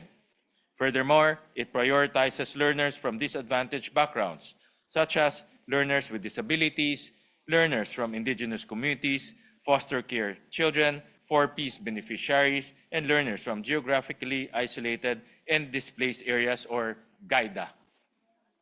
Bukod pa dito, Ginoong Pangulo, nilalabanan din ng panukalang ito ang suliranin ng Go Students at misrepresentasyon. Mahigpit na ipinagbabawal ng panukalang ito ang anumang anyo ng palilinlang tungkol sa Basic Education Voucher Program. Kasama dito ang pagre-report ng fictitious students o pagbigay ng voucher assistance sa sinumang mag-aaral na hindi enrolled o hindi pumapasok sa klase. Mr. President, these reforms are long overdue, and I believe that this measure is a significant step towards ensuring that one of the nation's most important assistance program truly achieves its objectives. Gaya ng lagi kong binibigyan diin, hindi natin pwedeng pabayaan ang mga polisiya at programa ng bayan tungkol sa edukasyon. Dahil habang buhay na dadalhin ng ating mga mag-aaral at mga pamilyang Pilipino ang epekto ng mga panukalang ito. For millions of Filipino learners, the window to a good education opens only briefly. Let us make sure that this opens a horizon to a brighter future. Before I end, I would like to thank the distinguished sponsor of this bill, Senator Bam Aquino, for his tireless work and commitment towards uplifting the quality of education in the country. Thank you, Mr. President. Thank you very much, Mr. President. Majority Leader. Mr. President, we have two more members who wish to co-sponsor the measure. May we recognize Senator Robin Hood Padilla and after which Senator Lauren Legarda. Senator Robin Padilla is recognized. Maraming salamat po, Ginoong Pangulo at sa ating pinunong mayorya. Mga ginagalang kong kapwa senador, partikular na po ang champion ng edukasyon, Senator Bam Aquino, at ang kanya pong mga kasama, Senator Lauren Legarda, Senator Gatchalian, Senator Cayetano, Senator Jingo Estrada, Senator Mark Villar, Senator Pangilinan, Senator Villanueva, at Senator Tulfo. Ako po ay tumitindig upang i-co-sponsor at i-co-author ang panukalang batas na nagtatatag ng Basic Education Voucher Program Act na isa ring mahalagang reforma upang mas mapalawak ang oportunidad ng bawat batang Pilipino na makamit ang dekalidad na edukasyon. Sa talumpati ng ating kaibigang Senator Bam Aquino, nabanggit po ang ating mga katutubong bata. Ito po ay anghel sa aking tenga. Sa pamamagitan ng Senate Bill number 1981, mas pinalalakas natin ang kasalukuyang voucher program sa ilalim ng RA 6728 o ang Government Assistance to Students and Teachers in Private Education Act of 1989 upang maging mas inclusive at mas nakatuon sa mga mag-aaral na tunay nangangailangan. Kasabay nito, binibigyan pansin din ng programa ang pangangailangan ng ating mga guro sa pribadong paaralan na mabigyan ng mga oportunidad para sa professional development at scholarships.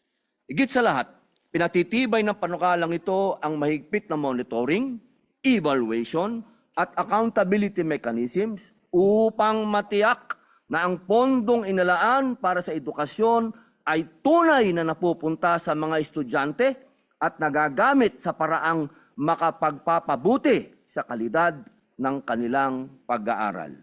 Para sa mas pinalakas na antas ng edukasyon at sa mas maliwanag na kinabukasan para sa mag-aaral na Pilipino. Buong puso kong pinapahayag ang aking suporta sa Senate Bill number 1981. Maraming salamat po. Majority Leader. Okay lang. Mr. President, may we recognize a distinguished colleague, Senator Lauren Legarda, to also co-sponsor the measure. Senator Lauren Legarda is recognized.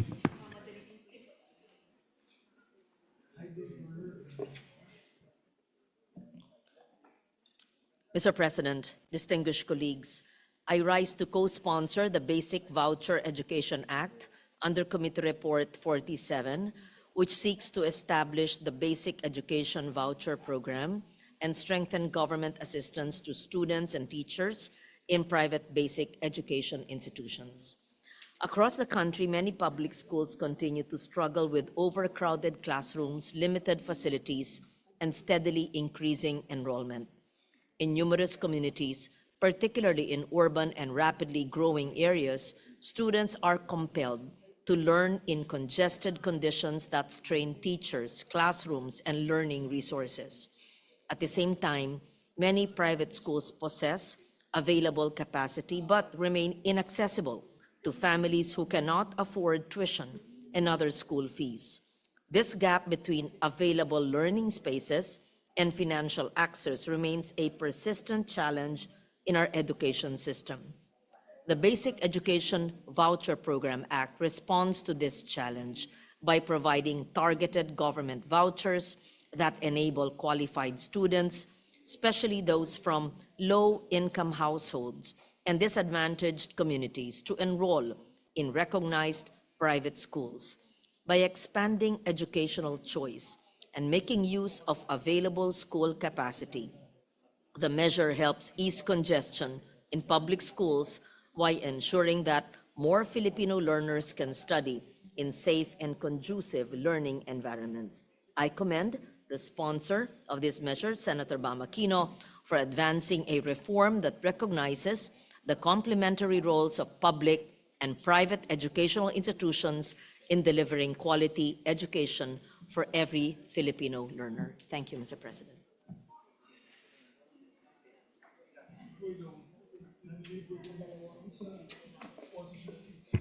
Majority Leader. For the record, Mr. President, Senator Villanueva would like to insert his co-sponsorship speech for this measure, for the record. All right, so inserted. And we have one. There is a fourth additional reference of it. Yes, before we do that, Mr. President, we have one member who wishes to deliver his privileged speech, his co-sponsorship speech. He is on his way right now. He's right behind me. There he is. May we recognize, Mr. President, Senator Jinggoy Estrada. All right, Senator Jingo Estrada is recognized. Thank you, Mr. President. Mr. President, presented before us today is another meaningful piece of legislation that will be instrumental in harnessing the highest potential of our teachers and learners by providing them the support they need.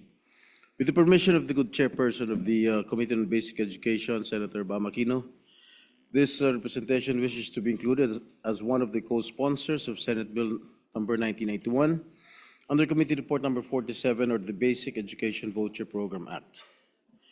This bill recognizes the role of the private sector in delivering quality and accessible education to our children and youth. While public schools are supported by the government in the form of free tuition fee, private schools are given assistance through voucher program. The immediate and most visible impact of this measure will be in the financial aspect of the students' education. Saludo tayo sa mga mag-aaral na hindi bumibitaw sa kanilang mga pangarap. Lagi natin narinig ang pangliliit o panlalait ng mga high school graduates sa ating bansa sa mga katagang high school lang ang natapos ko. Ngunit ang katotohanan, para sa karamihan ay hindi madali at hindi biro makatapos ng high school sa ating bansa. Marami sa kanila ang mula sa mahirap na pamilya at ang ilan pa sa kanila ay nagtatrabaho sa kanilang murang edad. Bukod sa oras na inilalaan nila sa pag-aaral, kailangan nila kumayod para kumita ng pambili ng pagkain. Kaya para sa kanila, ang pagtatapos ng high school ay dapat na hangaan at parangalan. While we commonly see students who come from low-income or disadvantaged families in public schools, it does not mean that all students in private schools are better off. Many of them are struggling to make both ends meet, but are surviving to stay in school, hoping for a brighter future. At present, the government provides them financial assistance pursuant to Republic Act number 6728, or the Government Assistance to Students and Teachers in Private Education Act, which was enacted into law in 1989. It was amended by Republic Act number 8545, or the Expanded Gastpe Act in 1998. However, these laws are no longer attuned to the current times. Hence, the proposed Basic Education Voucher Program Act amends the current laws and provides for more responsive qualifications and guidelines to implement the program. The proposed measure will also benefit the teachers in the private sector. Recognizing their essential role in delivering quality education, the bill provides them with the much-needed and much-deserved salary subsidy, trainings, and scholarships. An equally important expected consequence of the bill is the decongestion of students from the public schools. Accessibility of education in private schools will invite even indigent students to enroll there. In authoring Senate Bill number 1073, which was considered in this committee report, this representation intends to empower our students. I enjoin our colleagues to support the Basic Education Voucher Program Act as another relevant step to address our challenges in our education system. In the same light, I'm hoping that the committee will soon deliberate on the proposal to abolish senior high school to make secondary education more accessible and affordable. Thank you, Mr. President. Majority Leader. There being no other members who wish to sponsor the measure, I move that we suspend consideration to allow our colleagues to study the measure further, Mr. President. Hearing no objection, consideration of the measure is suspended. Thank you very much, Mr. President. Mr. President, I move that we... not suspend, no, the sponsorship. Biofuels, tsaka excise tax.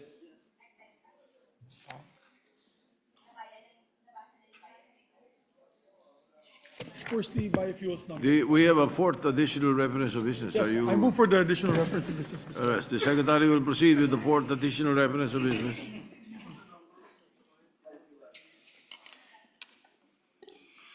Additional reference of business. Committee report number 48, prepared and submitted jointly by the Committees on Ways and Means and Energy on Senate Bill number 1982 with Senators Ejercito, Marcos, Aquino, Lapid, Villanueva, Cayetano P., Cayetano AP, Tulfo E., Escudero, Pangilinan, and Legarda as authors thereof titled, an act allowing the automatic suspension or reduction of excise tax on petroleum products, amending for the purpose Article 148 of National Internal Revenue Code of 1997 as amended. Recommending its approval in institution Senate Bill number 5, 120, 265, 1522, 1922, 1923, 1927, 1935, 1938, 1940, and 1942, taking into consideration excise number 332 in House Bill number 8418 by Senator Cayetano P. To the calendar for ordinary business. Majority Leader. Thank you, Mr. President. Mr. President, I move to transfer from the calendar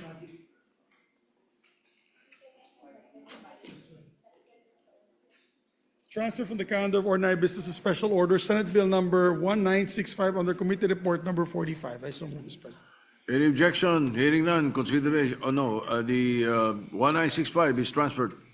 Thank you, Mr. President. I move that we consider Senate Bill number 1965. Consideration of 1965 is in order. We ask the Secretary to read the title. Secretary will read the title of the measure. An act amending Section 5 of Public Act number 9367, otherwise known as the Biofuels Act of 2006.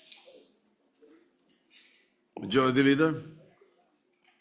Mr. President, I move that we recognize the sponsor of the measure, our distinguished colleague, Senator Pia S. Cayetano. Senator Pia Cayetano is recognized to sponsor the measure. Thank you, Mr. President. Mr. President, I rise to sponsor Senate Bill number 1965 under Committee Report number 45, or an act amending Section 5 of Republic Act number 9367, otherwise known as the Biofuels Act of 2006. This bill takes into consideration Senate Bill number 1485 filed by Senator Jinggoy Estrada. This proposed measure has been certified as urgent by the Executive Department. Recent developments in West Asia or the Middle East serve as a stark reminder of the Philippines' vulnerability to disruption in the global oil supply chain. When tensions rise in key oil-producing regions, the impact is quickly felt here at home in the form of higher fuel prices. When fuel prices increase, the effects ripple across the entire economy. Transportation costs rise, the movements of goods become more expensive, and ultimately it is the Filipino families who feel the greatest burden through higher prices of food and other basic commodities. Under the current law, petroleum products sold in the domestic market are required to contain a minimum percentage of biofuels. Currently, it is at 3% for biodiesel and 10% for bioethanol. These mandatory use of locally sourced biofuels were designed to reduce our dependence on imported oil, promote cleaner energy, and support local agricultural industries. However, circumstances today compel us to revisit how these mandates operate during periods of extraordinary volatility in global fuel markets. While the use of local biofuels provide environmental and agricultural benefit, it is not always the cheaper alternative. When global oil prices spike or supply chains tighten, the mandatory use of locally sourced biofuel can unintentionally contribute to higher pump prices, placing additional pressure on Filipino consumers. The proposed amendment therefore introduces practical safeguards. It allows the President, under the recommendation of the National Biofuel Board and the Department of Energy, to temporarily suspend the mandatory use of locally sourced biofuels when the implementation of the requirement results in a significant increase in fuel prices. Such suspension may only be triggered when the price of blended gasoline and/or diesel becomes at least 5% higher than the pure gasoline or diesel fuel as a result of the mandatory use of locally sourced biofuels. This shall not exceed 1 year. Importantly, the amendment does not remove the blending requirement. Biofuels must still be blended with conventional fuels as required under the law. What the measure provides is flexibility in the source of these biofuels, allowing supply to be supplemented through importation in extraordinary circumstances. So what is the effect of suspending this mandate? The desired result is to temper the oil price increase. But we must acknowledge that suspending the mandate could greatly affect our agricultural sector, especially the farmers and the producers who depend on biofuel feedstock as a stable market for their crops. Any change in policy must therefore consider the impact on the livelihood of these farmers, as well as on the substantial investments already made in the country. The policy of prioritizing locally sourced biofuels play an important role in advancing renewable energy while supporting the livelihood of Filipino farmers, particularly those in the coconut and sugar industries that supply biodiesel and bioethanol feedstocks. For many rural communities, the biofuels program is not only an energy policy, but also an important source of economic opportunity.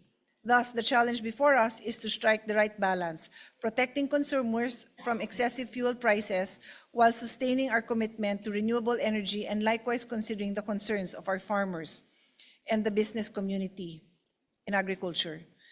Tariff and taxes collected from imported biofuel components during the effectivity of these are the salient the social assistance that we have provided, Mr. President. Tariff and taxes collected from imported biofuel components during the effectivity of the executive order will be earmarked to protect and support our local farmers and workers in the domestic biofuel industry. The funds will be used to finance social amelioration programs for those who may be affected by the increased importation of biofuel components.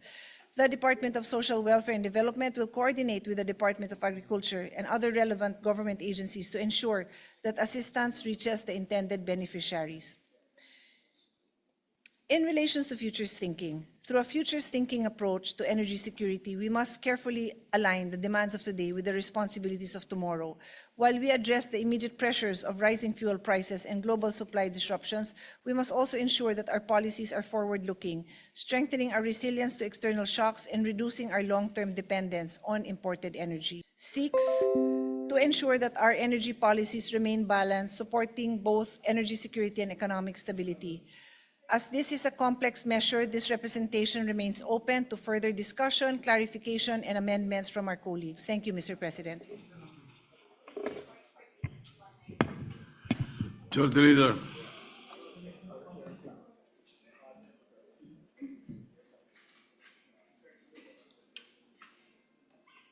Thank you very much, Mr. President.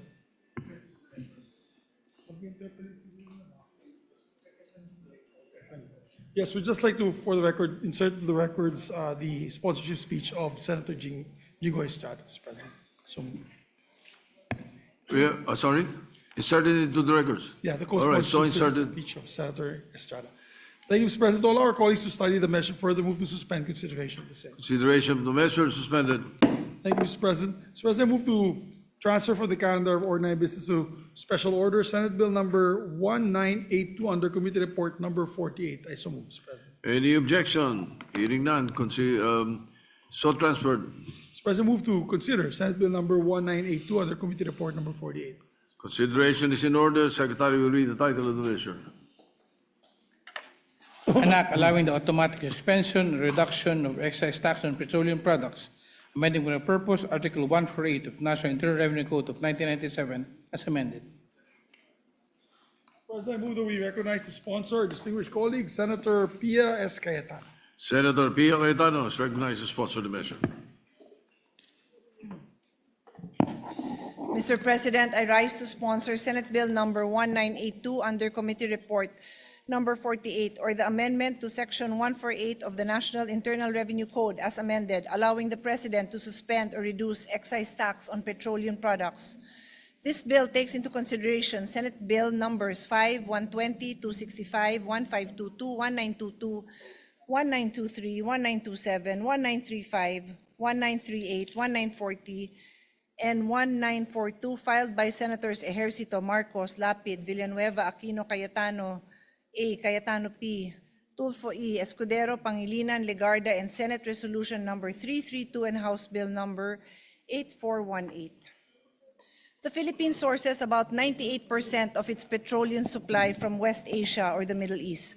This dependence leaves our economy vulnerable to geopolitical tensions and global oil shocks. Every time tensions rise in West Asia, global oil prices surge, and our people feel its effects immediately. Global gasoline prices continuously rose from US $79.63 on February 27, 2026 to US $90.32 per barrel on March 2, 2026. Consequently, domestic fuel retailers implemented substantial price increases that are now weighing heavily on Filipino households and businesses. Just today, Energy Secretary Sharon Gorin said diesel prices could range from 95 pesos to 114 per liter starting tomorrow, Tuesday, based on DOE estimates. Higher fuel costs ripple through the economy, driving up the price of food, goods, and services, and leaving families to shoulder the burden of inflation. LTFRB has announced the implementation of a provisional fare increase for provincial buses beginning last Saturday, March 14, with adjustments ranging from 30 centavos to 45 centavos per kilometer depending on the bus classification. The effects are not limited to transportation. According to the ERC, simulations conducted by the Independent Electric Market Operator of the Philippines indicate that if the current trend in fuel prices continue, electricity rates could increase by as much as 2 to 4 pesos per kilowatt.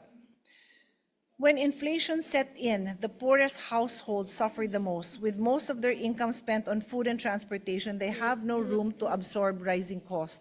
Imagine this. A traditional jeepney consumes about 30 liters of diesel a day. When the price jumps by 20 pesos per liter, that's an extra 615 pesos they need to shell out just to keep their jeepneys running. Every peso added to the price of fuel means less food on the table, less money for school, and more hardship for families already struggling to get by. Under the current law, petroleum products such as liquefied petroleum gas, diesel, gasoline, and kerosene are subject to excise tax at fixed rates of 3 pesos, 6 pesos, and 10 pesos respectively. This tax is imposed per liter, regardless of global price movements. Fuel excise taxes are considered a stable source of revenue because they provide the government with a steady and predictable flow of income that can help fund public services, infrastructure, and government programs. But in extraordinary times, when global oil prices surge and inflation weighs heavily on households, this fixed levy magnifies the burden at the pump. At present, there is no law which expressly grants the President an authority to suspend the imposition of excise taxes on petroleum products in times of severe price shocks to ease this burden. Salient points. The proposed amendment therefore establishes a mechanism allowing the President, upon the recommendation of the DBCC, in coordination with the Secretary of Energy, to temporarily suspend or reduce the imposition of excise taxes on petroleum products when the average Dubai crude oil price based on means of Platts Singapore MOPS has reached or exceeded US $80 per barrel for 1 month preceding the issuance of the suspension or reduction. Excise tax shall revert to the rate provided under the NIRC when 1 week after the 1 month average of Dubai crude oil falls below US $80 as duly certified by the DOE, or after 3 months, whichever comes first. This shall not exceed 1 calendar year, and the power can only be exercised until December 31, 2028. Our challenges. This measure could result in a revenue loss of around 136 billion from suspension of excise tax on petroleum products. This translates to funds that could otherwise sustain critical social and health services. For example, to give context to this loss in revenues, PhilHealth under the General Appropriations Act budget is 129.78 billion. PGH is at 29.47 billion pesos. DSWD AX program is at 63.9 billion pesos. DepEd construction and rehabilitation of classrooms is at 85 billion pesos. And the universal access to quality education is at 37.5 billion pesos. On the other hand, the proposal to suspend VAT on petroleum product also requires further study, as it may disrupt the current structure of our tax system. But these are also measures filed by our colleagues and which this committee can hear. Removing the VAT on excise tax could create significant administrative and compliance challenges in tax computation and reporting, potentially complicating implementation for both government and taxpayers. Thus, the challenge before us is to strike a careful balance, providing immediate relief to consumers facing volatile fuel prices while safeguarding the country's fiscal health and long-term economic stability. In closing, we must design safeguards that do not only provide immediate relief to consumers, but also preserve stability in our domestic fuel market. By embedding this mechanism into our tax system, the government is empowered to act swiftly in times of price volatility, delivering timely protection to households without the delays of prior legislative action. With this, I respectfully seek the support of this distinguished chamber for the passage of this measure. As this is a complex measure, this representation remains open to further discussion, clarification, and amendments from our colleagues. Thank you, Mr. President. Majority Leader. Thank you. Next to co-sponsor the measure, Senator Joel Villanueva. Senator Joel Villanueva is recognized. Thank you very much, Mr. President. Thank you to our distinguished Majority Leader.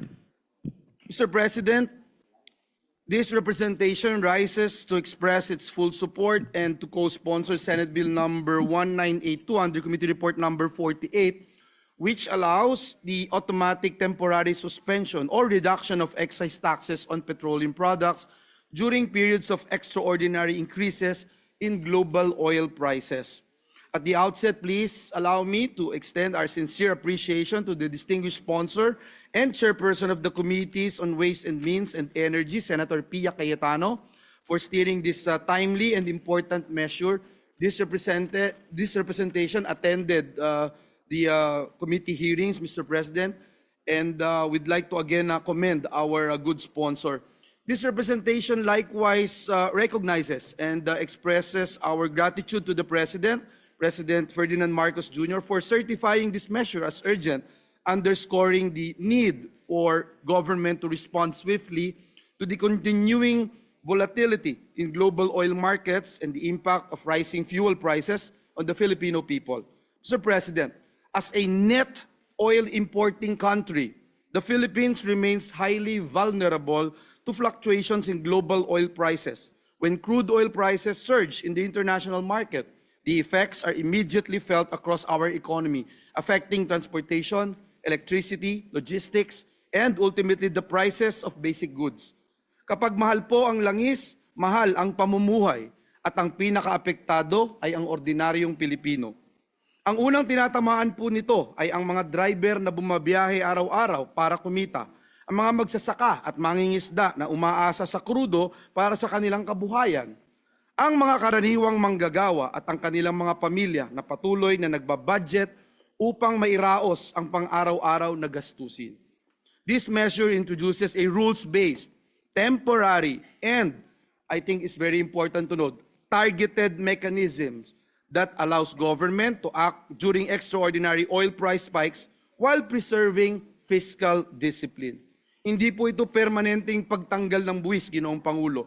Ang layunin po ng panukalang ito ay napakasimple, magbigay ng agarang ginhawa sa ating mga kababayan sa panahon ng krisis.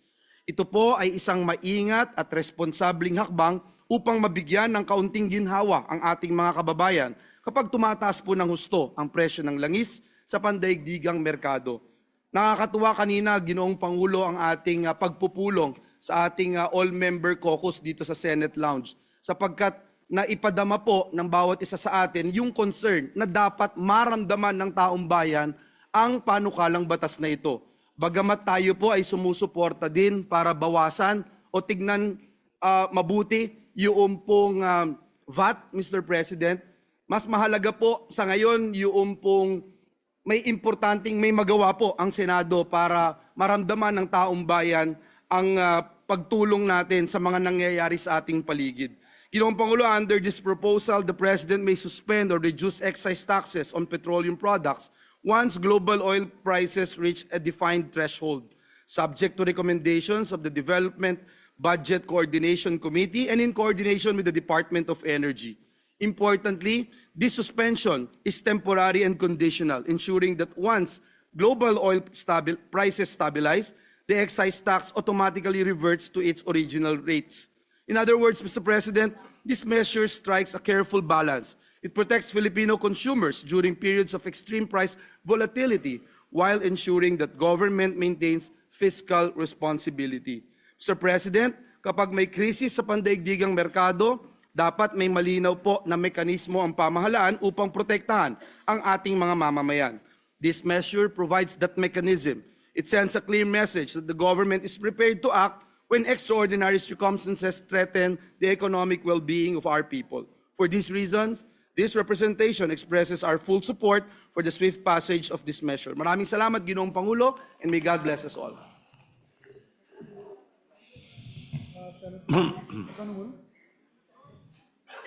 Majority Leader. Yes, Senator Bamakino would like to also be recognized. Senator Bamakino is recognized. Mr. President, maraming salamat. Mr. President, I don't have a prepared speech for today, but I rise to show my support for this measure. Mr. President, ang panukalang ito ay mahalaga na maipasa, mahalaga po na maibigay natin ang kapangyarihan sa Pangulo na ibaba ang excise tax sa gasolina at sa diesel dahil alam ho natin, Mr. President, na ito ngayon ang hinahanap ng taong bayan na makatulong tayo sa pagpapababa ng presyo ng bilihin. Alam niyo, Mr. President, yung probisyon na $80 per barrel, nandyan po yan sa unang train law. Nandito pa po ako noon sa una nating termino. And Mr. President, nilagay natin yon dahil alam ho natin na kapag tumataas ang presyo ng diesel sa mundo, sunod-sunod po yung pagtaas ng presyo ng bilihin. Isa po itong fail-safe measure nung una pong train law. Ngayon po, nakalagay na naman po ito sa panukala, $80 per barrel nakalagay. Pero alam niyo po, Mr. President, kung magkano na ang presyo ng crudo, nasa $105 na po. Kumbaga po, Mr. President, kahit certified urgent po ito at lahat po tayo nagmamadali na maipasa ito, sa totoo lang po, we're $25 beyond this threshold already. Nasa $105 na po, $105 per barrel na po tayo. So Mr. President, tama lang na certified urgent ito. Sana po hindi lang po sa bagay na ito tayo nagmamadali o talagang nagko-concentrate. Sana po, Mr. President, sa lahat ng aspeto sa parating na krisis o sa krisis po na nararamdaman po natin, sana po handa ang gobyerno sa pagtugon sa pangangailangan ng tao. Alam niyo, Mr. President, sa lahat ng survey, pag tinanong po sa Pilipino, ano yung number one issue, ano po yung sasabihin? Kataasan ng presyo ng bilihin. And yun po, Mr. President, that's even before this crisis happened. Number one na po sa Pilipino ang kataasan ng presyo ng bilihin. Pero dahil po sa krisis ngayon, makikita po natin ang pagtaas, hindi lang po ng diesel at gasolina, kung hindi ang presyo ng bilihin, sunod-sunod po yan, Mr. President. Ang pagtaas po ay fast and furious. Nung isang araw lang po, nung nakaraang linggo, magkano, Senator Joel? 60? 55, 60, ngayon po nasa 80, pataas ng pataas. Who knows, Mr. President, kung nasaan tayo next week. So, Mr. President, ito pong panukalang ito, mahalaga na mapasa kaagad. Tama lang po na certified urgent, but I impress upon all of our colleagues, Mr. President, especially our colleagues in the executive, sana po hindi lang yung panukalang ito, pero lahat ng mga pwedeng gawing tulong sa mga kababayan po natin. Alam ko naman po, meron ng subsidiya sa mga PUV drivers. Yung subsidiya po, sana sa mga estudyante magkaroon din po dahil sunod-sunod po ito. And Mr. President, ngayon po ang problema natin yung pagtaas ng presyo ng diesel at gasolina. Who knows, Mr. President, sa Abril, sa Mayo, baka kakulangan na po ng supply ang ating hinaharap. So I hope, Mr. President, we can come together, we can work together. Masigurado po natin, Mr. President, itong panukalang ito at iba pang mga kinakailangan ng ating mga kababayan na tulong, maibigay po natin, mai-ready na po natin para habang padating po yung krisis, habang lumalala po itong krisis, alam po ng taong bayan na ang gobyerno nakatutok, binibigyan pansin ng kanilang pangangailangan at lahat ng kanilang kailangan sa panahon ng krisis, handa po ang gobyerno na tugunan ng mga problemang ito. So again, Mr. President, I thank and laud Senator Cayetano, the Chairperson of Energy, and I hope, Mr. President, we can pass this at the soonest possible time. Thank you very much, Mr. President. Maraming salamat. Thank you very much, Mr. President. Mr. President, we recognize Senator Erwin Tulfo. Senator Erwin Tulfo is recognized. Thank you, Mr. President. Mr. President, distinguished colleagues, I rise to support or to express my support and to manifest my co-sponsorship of Senate Bill number 1982 or 1982 under Committee Report number 48, providing for the automatic suspension of the excise tax on petroleum products during extraordinary increases in global oil prices. Alam naman po natin na kapag tumaas ang presyo ng langis, agad namang nararamdaman ng ating mga kababayan ito. Hindi lamang po ito problema ng mga sasakyan. Kapag tumaas ang presyo ng diesel at gasolina, tumataas din po ang pamasahe, tumataas ang gastos sa transportasyon ng mga pagkain at bandang huli, tumataas ang presyo ng mga bilihin sa merkado. Sa madaling salita, Ginoong Pangulo, kapag mahal po ang petrolyo, nagmamahal din ang pamumuhay. This concern even more urgent today as tensions and armed conflict continue to escalate in the Middle East, threatening to disrupt global oil supply and push prices even higher. Sa ilalim po ng train law, may excise tax po na ipinapataw sa bawat litro ng fuel. Halimbawa, 10 piso sa bawat litro ng gasolina, 6 na piso sa diesel. Mahalaga po ang buwis na ito dahil nakakatulong ito sa pagpupondo ng mga programa ng pamahalaan. Ngunit, Ginoong Pangulo, sa panahon ng pandaigdigang krisis sa presyo ng langis, nararapat lamang siguro na mayroon tayong mekanismo upang pansamantalang ibsan ang bigat na dinadala ng ating mga kababayan. This was precisely the intent of bill that I filed, Senate Bill number 1935, which proposed the suspension of both the excise tax and the VAT on fuel when the average Dubai crude oil price exceed US $80 per barrel. However, during the hearing of Committee on Ways and Means, our economic managers explained that removing VAT from fuel could create complications in the input-output tax system, which may lead to distortion that could unintentionally raise prices in certain sectors. Bukod pa riyan, ang humigit kumulang na 136 na bilyong piso na kita ng gobyerno. Kaya matapos po ang masusing talakayan na pagkasunduan na ang mga mas balansing solusyon ay ang pansamantalang suspensyon ng excise tax lamang sa panahon ng emergency. Excise tax is a targeted tax to specific goods, and suspending it provides immediate relief while maintaining stability in a broader tax system.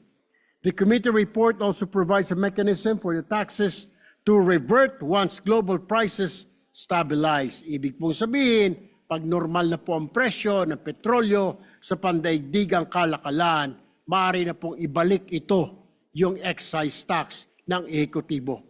Ito po ang balansing hinahanap natin, proteksyon sa mamayan at responsableng pamamahala sa pondo ng bayan. For this reason, Mr. President, I fully support committee report before us. Sa ngalan po ng ating mga kababayan na nahihirapan sa pagtaas ng bilihin at sa pahintulot ng ating magiting na sponsor, Senator Pia Cayetano, I manifest my co-sponsorship of the measure. Maraming salamat po. Mr. President, next to co-sponsor the measure is Senator Francis Kiko Pangilinan. I move that he be recognized. Senator Francis Pangilinan is recognized. Maraming salamat, Ginoong Pangulo, mga kasama sa ating kapulungan.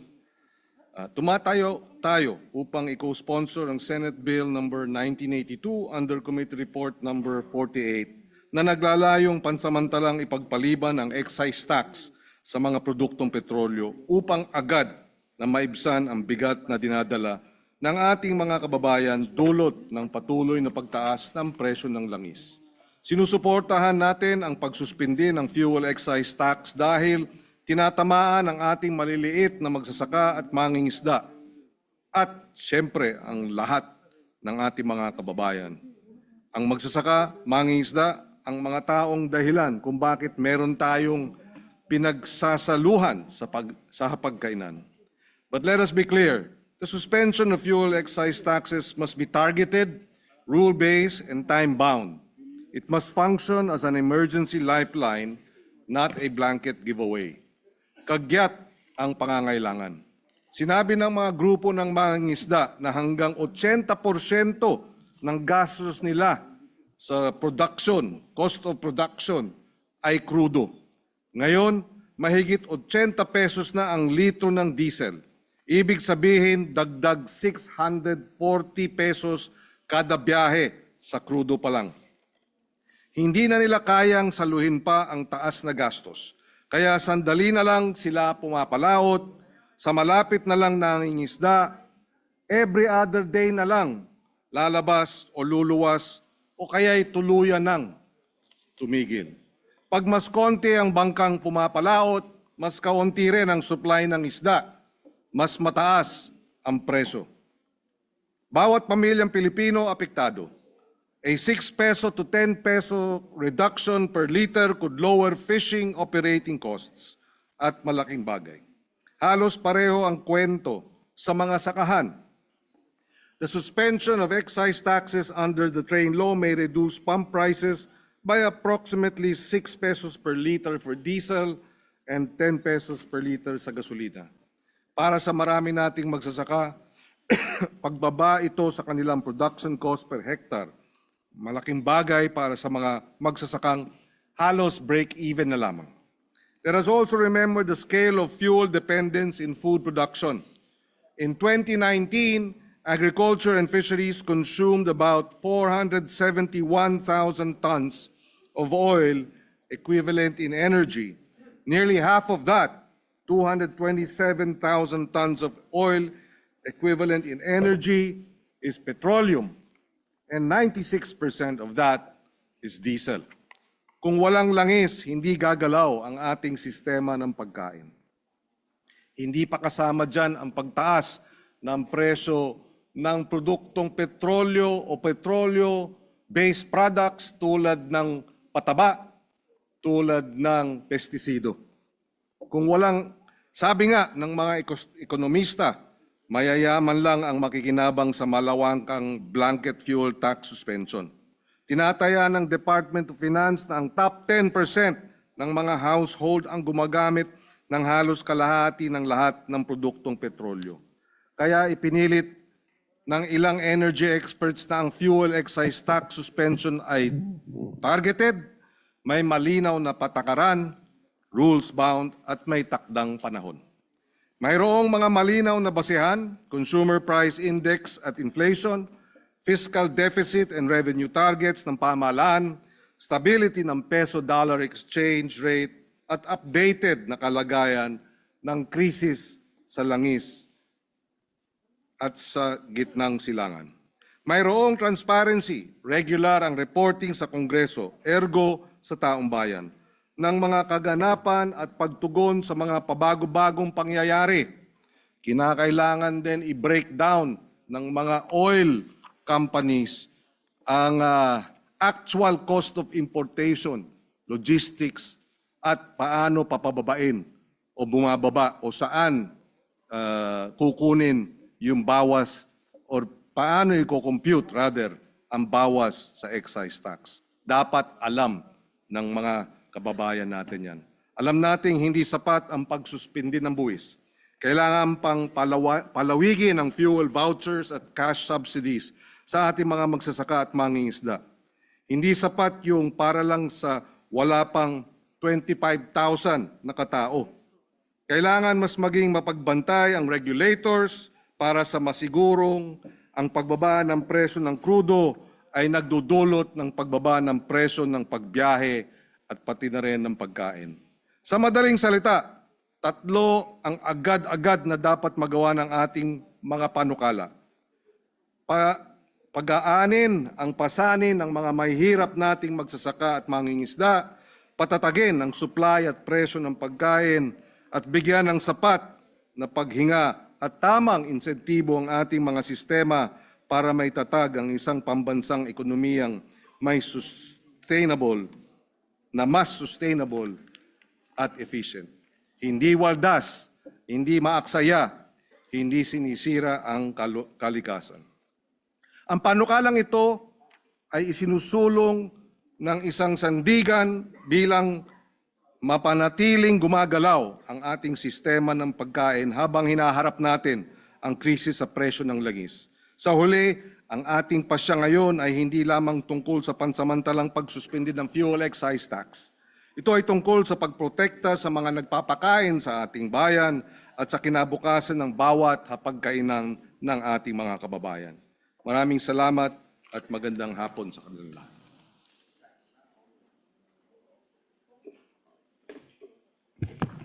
Leader. Yes, Mr. President, next to co-sponsor the measure is this representation. I move that I be recognized, Mr. President. Yes, you may proceed. Good evening, Mr. President, esteemed colleagues. I rise today to co-sponsor Senate Bill number 1982 under Committee Report number 48 or the amendment. Oh, sorry, Mr. President, I got that wrong.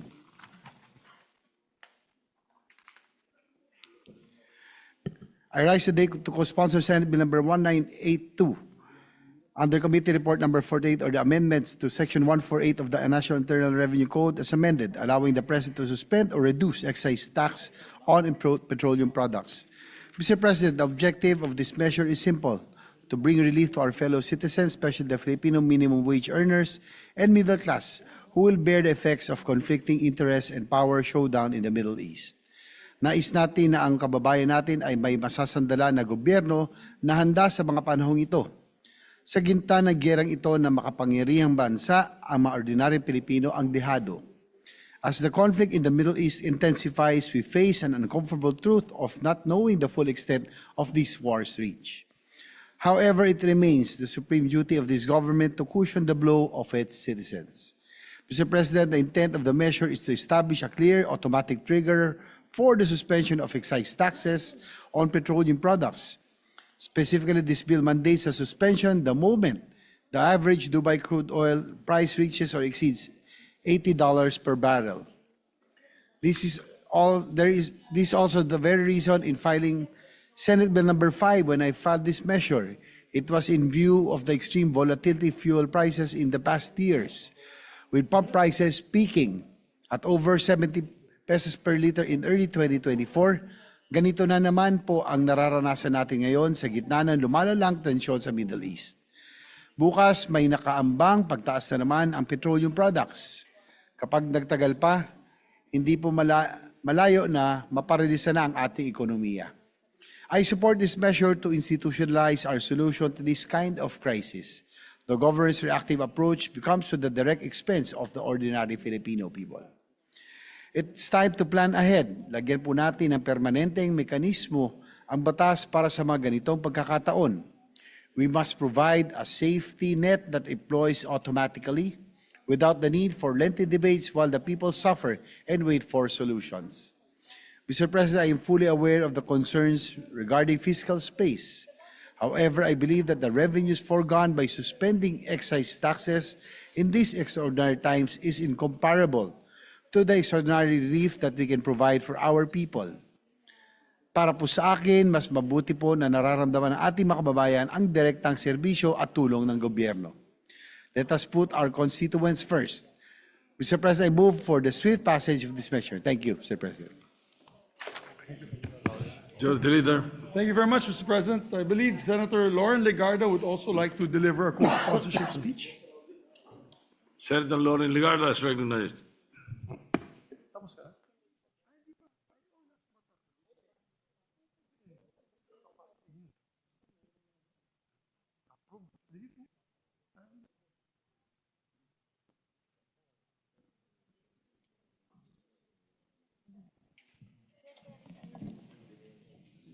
Mr. President, distinguished colleagues, I rise today to co-sponsor Senate Bill number 1982, which expressly grants the President to suspend the imposition of fuel excise taxes in times of extraordinary circumstances.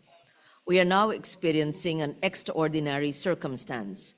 There is a rapid and continuous increase in fuel prices brought about by the ongoing conflict in the Middle East.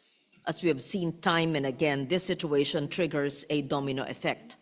Kapag tumaas ang presyo ng petrolyo, bubulusok din pataas ang presyo ng mga pangunahing bilihin at serbisyo.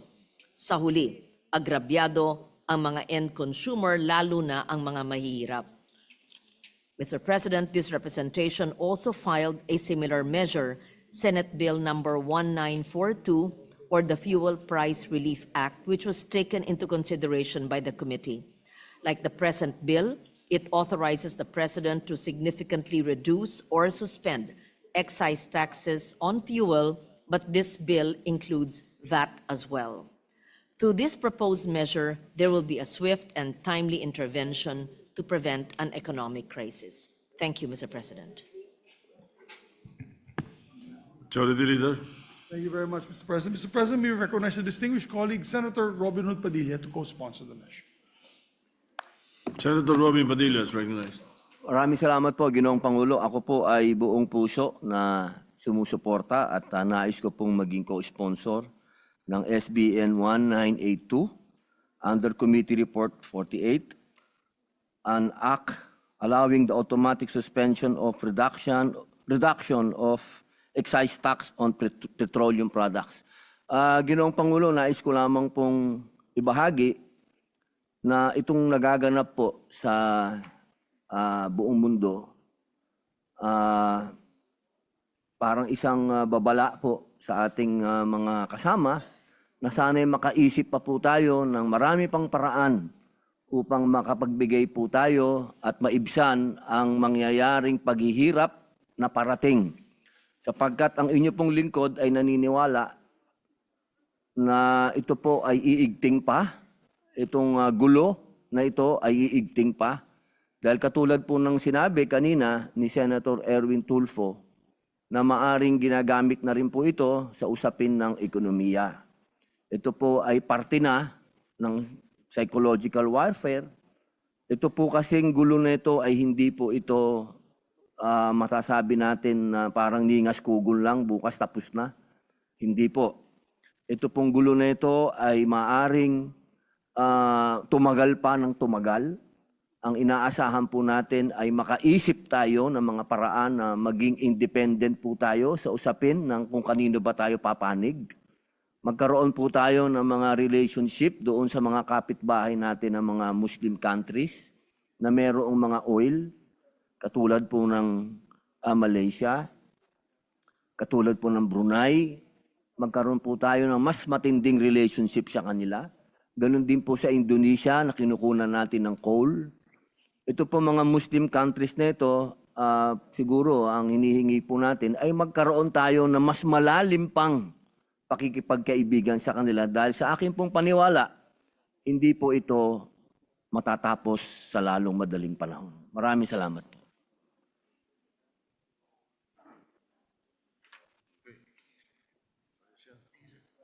Thank you very much, Mr. Majority President. Leader. Mr. President, just for the record, Senator Go would like to be made a co-author of this measure, as well as Senators Camille Villar and Senator Jingo Estrada would like to be made co-authors of this measure and request that their co-sponsorship speeches be inserted into the record. I so move. So inserted into the record and so recorded the manifestation. Mr. President, to allow our colleagues to study the measure further, move to suspend consideration of the measure. We promise to the lady sponsor that we will put it first item on the agenda tomorrow, Mr. President. All right. Consideration of the measure suspended. Mr. President, I move that we resume consideration of Senate Bill number 1432 under Committee Report number 5. This is the FOI, Freedom of Information, Mr. President, People's Right to Information. Any objection? Hearing none. Considerations measures. To sponsor In the order. measure is Senator Robin Hood Padilla, and to interpolate is Senator Kiko Pangilinan. That's the Senator status. Robin Padilla is recognized to continue sponsorship, and Senator Francis Pangilinan is recognized to interpolate. Thank you, Mr. President. May we know if the good sponsor, Senator Robin Hood Padilla, is willing to yield to a few questions, Mr. President. Opo, isa pong karangalan para sa amin ang makatanggap po ng mga paglilinaw at tanong mula po sa bayani ng mga magsasaka. Maraming salamat at nais ko pong ilagay po sa ating mga records na suportado po natin itong freedom, itong measure na ito dahil isa tayo sa mga author. In fact, nung 18th Congress, 17th Congress, kasama rin tayo sa mga sumusuporta sa Freedom of Information Bill. Kaya binabati ko at nagpapasalamat tayo na masigasig na dinedepensa ni Senator Padilla ang panukalang batas na ito. Naway, under his sponsorship, finally, maaprubahan na ito. Mahigit siguro magdadalawampung taon na. Na ito ay dinedebate. Having said that, meron po tayong ilang katanungan na halimbawa, kapag ito ay naging batas, meron po bang mandato ba ng bawat ahensya ng gobyerno ay magkakaroon ng tanggapan na kung saan ay pwede doon hilingin? Saan pupunta? Halimbawa, si Juan de la Cruz, kung nais po niyang malaman yung isang farm-to-market road project sa kanyang bayan, sa public works, saan siya pupunta para hilingin yung mga dokumentong may kinalaman doon sa proyekto sa kanyang lugar? Opo, una po, tama po yung sinabi ng ating mahal na senador, Senator Francis Kiko Pangilinan. Totoo po yun, na noon pa ho, nasa 16th Congress pa po ito. Ito po ay talagang ipinapasa na at katunayan, naipasa na po dito ito sa Senado. Nagkaroon lang po tayo ng konting problema doon sa Kamara. Doon po hirap na hirap pumasa ito. Doon po sa inyong tanong, doon po sa ating panukalang batas, nandito po yon na sinasabi po na bawat ahensya dapat magtayo po siya ng kanyang Freedom of Information Office. Yun po, sila po ang gagawa ng kanilang mga alituntunin. Sila din po ang gagawa ng kanilang kung papaano kukuha ng FOI doon sa ahensya na yon. Yes. Siguro sa panahon ng pag-aamenda, pwedeng liwanagin ng husto dahil ang nakita na lang nating opisina o unit ay nasa section 11. 11 and 12 po. Ito, line 5, page 17, no? The heads of each of the departments and agencies, in fact, nakalagay ito, may designate liaison units or committees who shall coordinate with other units in implementing this act. So baka dapat hindi may, dapat shall.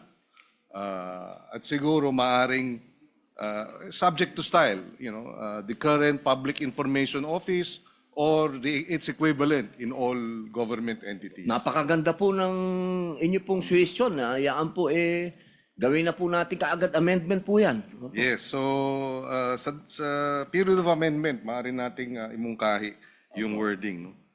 Dapat may nakatukoy na ahensya o tanggapan sa loob mismo ng opisina kung saan dadalhin. No? Unless hindi ko nakita, pero parang doon ata ito. No? Meron din tayong katanungan. Babalik tayo, sorry. Apo. Medyo tumalon tayo. Dito sa Section 8, mandatory disclosure of information. Hinahanap ko ang mga penalties. Kasi mandatory ito. Kung hindi sumunod, parang hindi ko nakita. Dapat siguro sa period of amendments, isama ang hindi pagsunod dito sa Section 8. Unless meron. Ang alam ko kasi... Opo. Meron pong mga Section 21, tsaka po 22. Opo, naandyan po. Nakalagay po dyan, administrative offenses and penalties. Nailagay po na dyan. Meron din pong penalties ng imprisonment. Yes, siguro para mas maliwanag. Opo. Dito sa Section 21, Administrative Offenses and Penalties, pati na rin sa Criminal Offenses and Penalties, Opo. i-amenda para idagdag yung Section 8. Dahil ang na-identify na mga section ay Section 12, Section 19. Pero yung mandatory provisions ng Section 8 hindi po nailagay. So Opo. siguro sa period of amendment, ilagay din yung penalties para sa non-compliance sa mandatory sa Section 8. No? Kung ano po ang mas makagaganda, yan po ay tatanggapin po natin. Opo. Maraming salamat. Dahil kung naalala natin sa budget hearings, itong Section 8, Mandatory Disclosure of Information, minandato natin ang farm-to-market road listahan para tiyak na mayroong coordinates at maisumite. Disclosed yun. So dito, dapat sana magandang mailagay yan. Kasi kung titingnan natin yung mga mandatory sa Section B, all agencies of all branches of government shall upload on their website, which shall be updated monthly, a register of the following public interest transactions, documents, or records.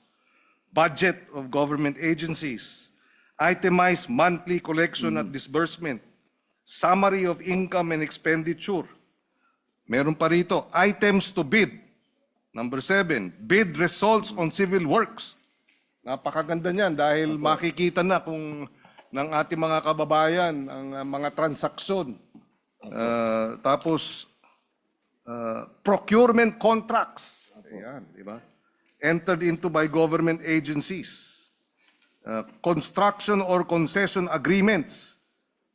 Yan, lahat po yan. Kaya napakaganda at mahalaga na mayroong maliwanag na penalties, administrative at criminal pag hindi sinunod itong section na ito. Sa amendments. Meron din tayong katanungan sa page 13, line number 14. Ito ay section 8 pa rin. Section 8. Yes. Merong halagang nakalagay rito. Baka kailangan lang ma-clarify.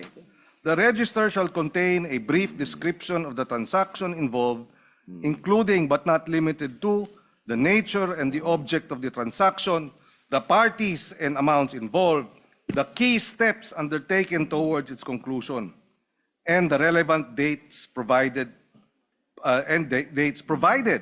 that contracts and agreements involving an amount of at least 50 million pesos shall be uploaded in full on the website. Bakit mayroong floor?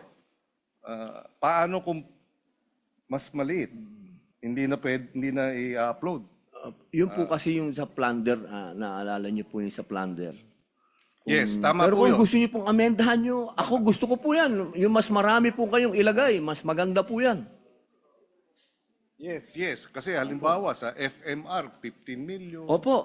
So baka siguro sa period of amendment, pwede nating tanggalin yung ganung halaga at maging mas mababa. No? Opo. Mainam po yun. Mainam po. Maraming salamat. Siyempre, yung provision din na hindi pwede i-chop-chop. I guess nasa Anti-Graft and Corrupt Practices Act na yun. Pero maganda pa rin mailabas din dito. Sige po. Oo. So, dito sa pagrereklamo, kaya mahalaga, I think, siguro sa period of amendment, mailagay din ng maliwanag. Ako po kasi, Senator, bayani ng magsasaka hanggat humihigpit po, mas gusto ko. Yes, sir. Opo. So itong notice dito sa proseso ng pagrereklamo, Opo. bago pa nun, sorry, aatas tayo ng konti. Ang bilang ko sa mga exception dun sa disclosure ay napakarami. Ganun po. Opo. Baka kasi maging basehan ng pang-aabuso, no? Na although may proseso naman, ano, na pag ikaw ay humingi ng ganitong dokumento at sinabi ng ahensya, hindi pwede dahil exception yan, pwede namang umapela. Opo. Oo. At Opo. May time po, may oras. 15 Opo. days. 15 days, opo. Dapat aksyonan kung pagbibigyan o igagrant o i-deny. Tapos pag May appeal na-deny, pa po. 5 days. Opo. Ang pag nag-apela, may 5 araw, no? Dito hindi rin maliwanag siguro sa period of amendment sino ang magde-deny. Halimbawa, if the government agency decides to deny the request, diba? Siguro again sa period of amendments baka pwede nating maging mas ma-specify natin aling ahensya sa loob ng aling unit o tanggapan sa loob ng ahensya. Wala pa tayong proposal pero pag-aaralan po natin. Kung willing ang ating sponsor, baka magandang ma-identify din yun. No? Opo. Pero diyan po na nakalagay po dyan sa ating panukala, magkakaroon po ng mga officers. Kapag naging batas po ito, magkakaroon ng mga FOI officers po. Yun. Opo. Yun. Okay. So siguro doon pwede natin i-harmonize itong... Opo. So sorry.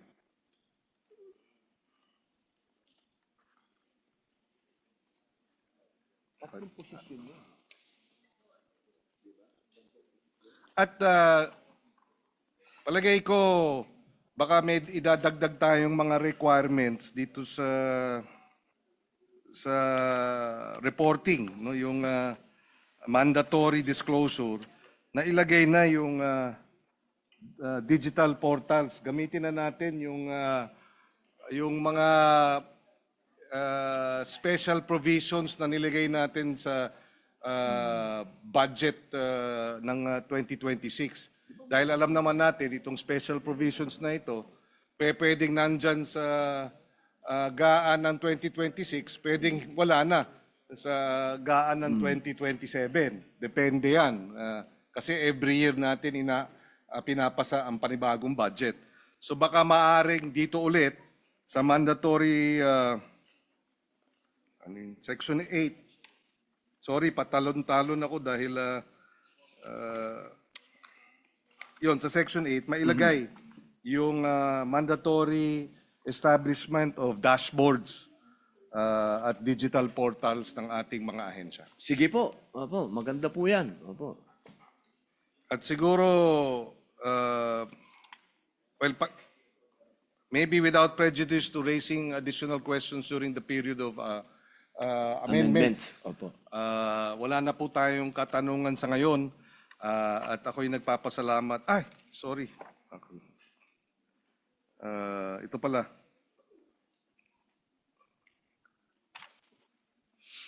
Yung sa system of incentives Section 27, incentives and rewards. I apologize na nasa ilalim ng aking mga files.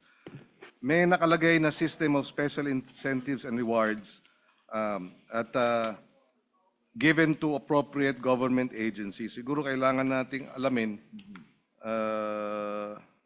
sino unang-una ang mag-evaluate nitong system of incentives and approve these incentives and rewards. Hindi kasi nailagay sa batas kung sino ang gagawin nito, sino ang gagawa nito. So, kung baka sa period of amendments, pwede nating mas specify. Pangalawa, yung source ng funding nito, saan manggagaling. Again, sa period of amendments, pwede nating i-introduce ito. Opo. Sa ngayon po, yung PICO, sa ngayon, pero mas maganda po talaga, specify po natin talaga para mas malinaw po. Opo, tama po kayo. Opo. Salamat.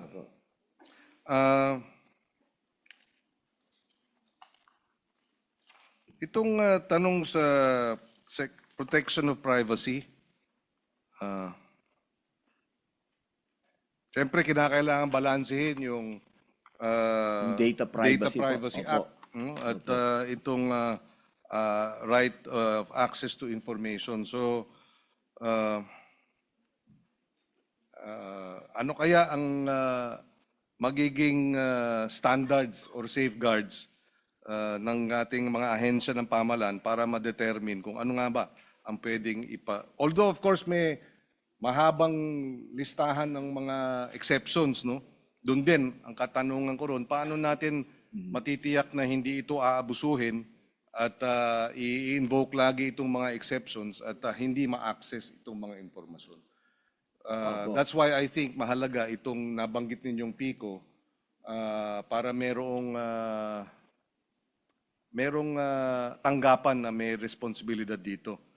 I'm not sure if it will be advisable na yung Public Information Office should also be baka may presensya o ang hindi siguro no yung Department of Information and Communication Technology paano natin titiyakin yan no? But again ito'y palaisipan sa again we will probably raise these questions additionally pagdating ng period of amendments. Tapos yung DICT bilang government-wide mandate to monitor agency websites, support compliance, prescribe publication standards. Aalamin din natin siguro, meron na bang opisina itong DICT para dito o dapat bang mag-establish ng isang opisina o tanggapan under this law? Opo, lahat po kasi ng ahensya dito po sa ating panukala, kailangan po silang gumawa lahat. Bawat opisina ng FOI po. So mas maganda siguro kung sa period of amendments, ma-introduce din natin, may tanggapan ba sa DICT na dapat siyang mag-oversee nitong FOI implementation. No? Meron ba sa ngayon? Wala. We will make sure, sir, na meron po. Yes. Pero wala pa ata sa batas. Dahil nga wala pang batas. Opo. So dapat siguro ilagay natin sa batas. So yun na lamang po. Again, without prejudice to raising some clarificatory questions during the period of amendments, we have no further questions. Nais natin pasalamatan ang ating sponsor sa kanyang masigasig na pagsusulong ng ating Freedom of Information measure. Thank you po. Thank you po, sir. Maraming salamat, sir. Salamat po.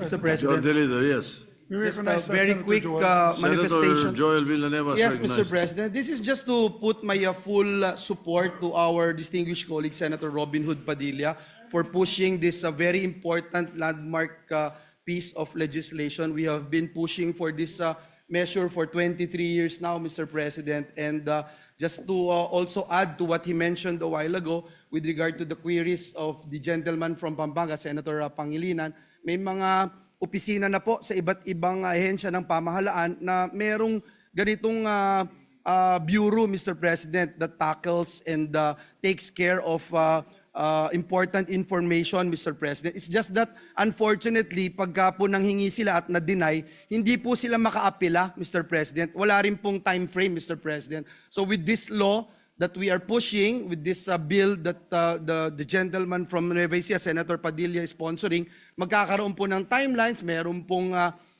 apila, at meron pong talagang tanggapan na titingin ng kanilang mga requests in the name of transparency and accountability. So again, Mr. President, we put our full support in passing this very important piece of legislation, and we thank the gentleman from Nueva Ecija, Senator Robin Hood Padilla, for sponsoring the measure. Thank you, Mr. President. Majority Leader. Thank you very much, Mr. President. And yes, we fully support this measure as well, Mr. President, your Majority Floor Leader. If you can remember, pinasa na rin po natin ito nung 17th Congress, Mr. President. You were also the Senate President at the Yes. time when we passed this, and I was the Majority Floor Leader. I made this a campaign promise. That's correct, Mr. President. So there are no longer any members who wish to interpolate. We close the period of interpolation. Any objection? Hearing none, period of interpolation is closed. Mr. President, we have a few colleagues who want to propose amendments, but they're requesting for it to be done tomorrow. But we can allow the sponsor to do his committee amendments if he has, Mr. President. So I move to open the period of amendments, Mr. President. Any objection? Hearing none, period of amendments open. Thank you, Mr. President. May we recognize our distinguished sponsor to propose his amendments. Senator Robin Padilla is recognized. Maraming salamat po, Ginoong Pangulo, at sa ating pinunong mayorya. Ito po ang aking mga amenda mula po kay Senadora Risa Ontiveros, bunga ng kanyang interpelasyon noong nakaraang linggo. Babawasan po natin ang mga exemptions sa People's Freedom of Information Act. On page 6, lines 23 to 24 to page 7, lines 1 to 6, delete the entire section 7, subsection D of the exceptions pertaining to matters of human security. Then, re-letter the succeeding subsections accordingly. I so move, Mr. President. So there is no replacement, just deletion. Apo. Any objection? Hearing none, adopted. On page 8, lines 1 to 6, delete the entire section 7, subsection J of the exceptions pertaining to personal and sensitive information, as this is already covered by section 10. Then, re-letter the succeeding subsections accordingly. I Any so move, objection? Mr. President. Any objection? Hearing none, adopted.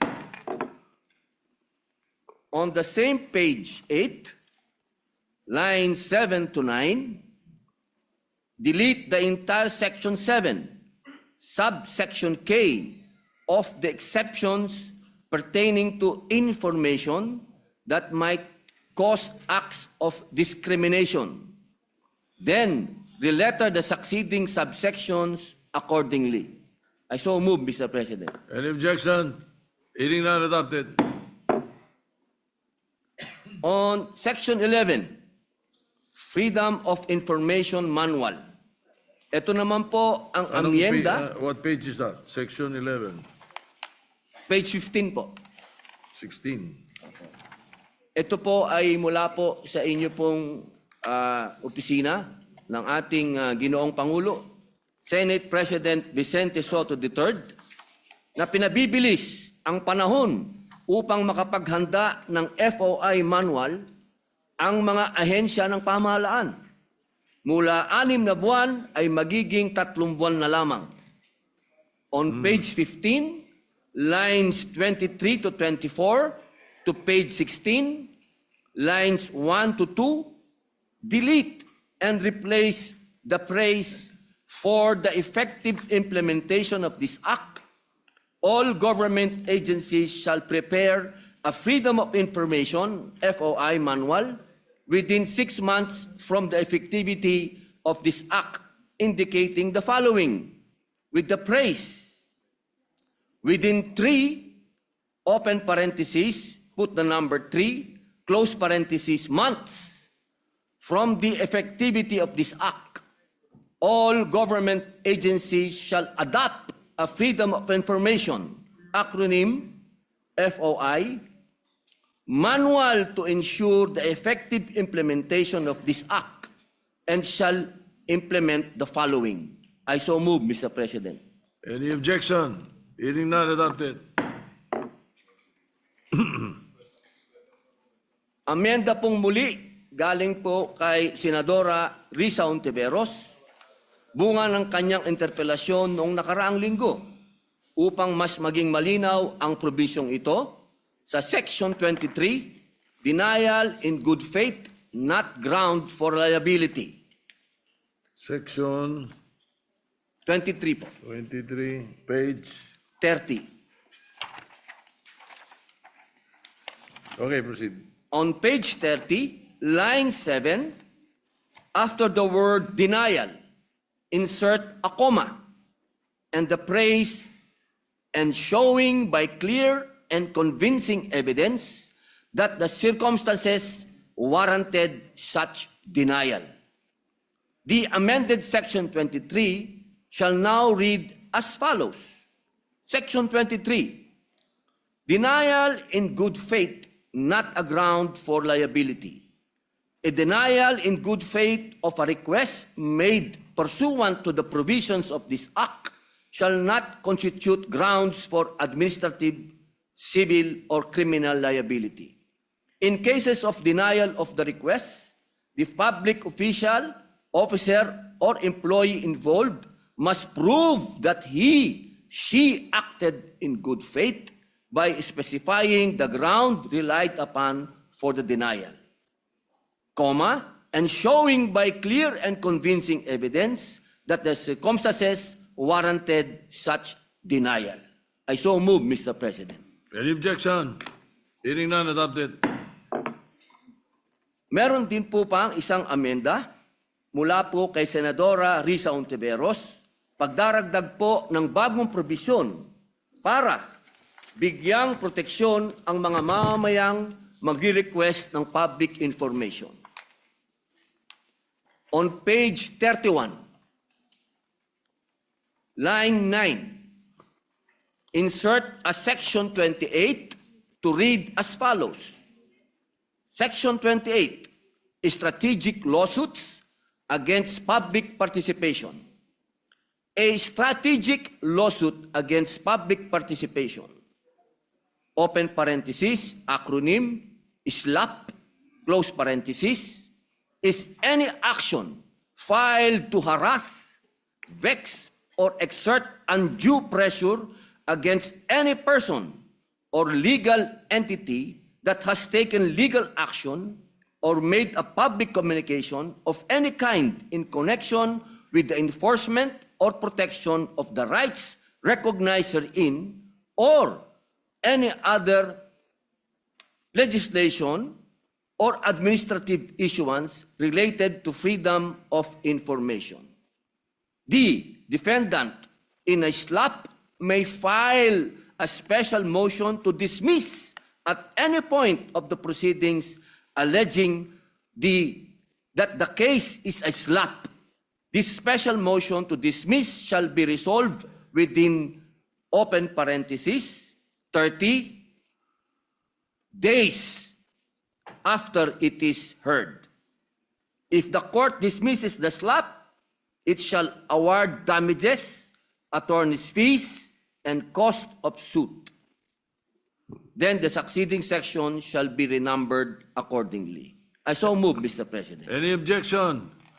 Adopted, subject to style.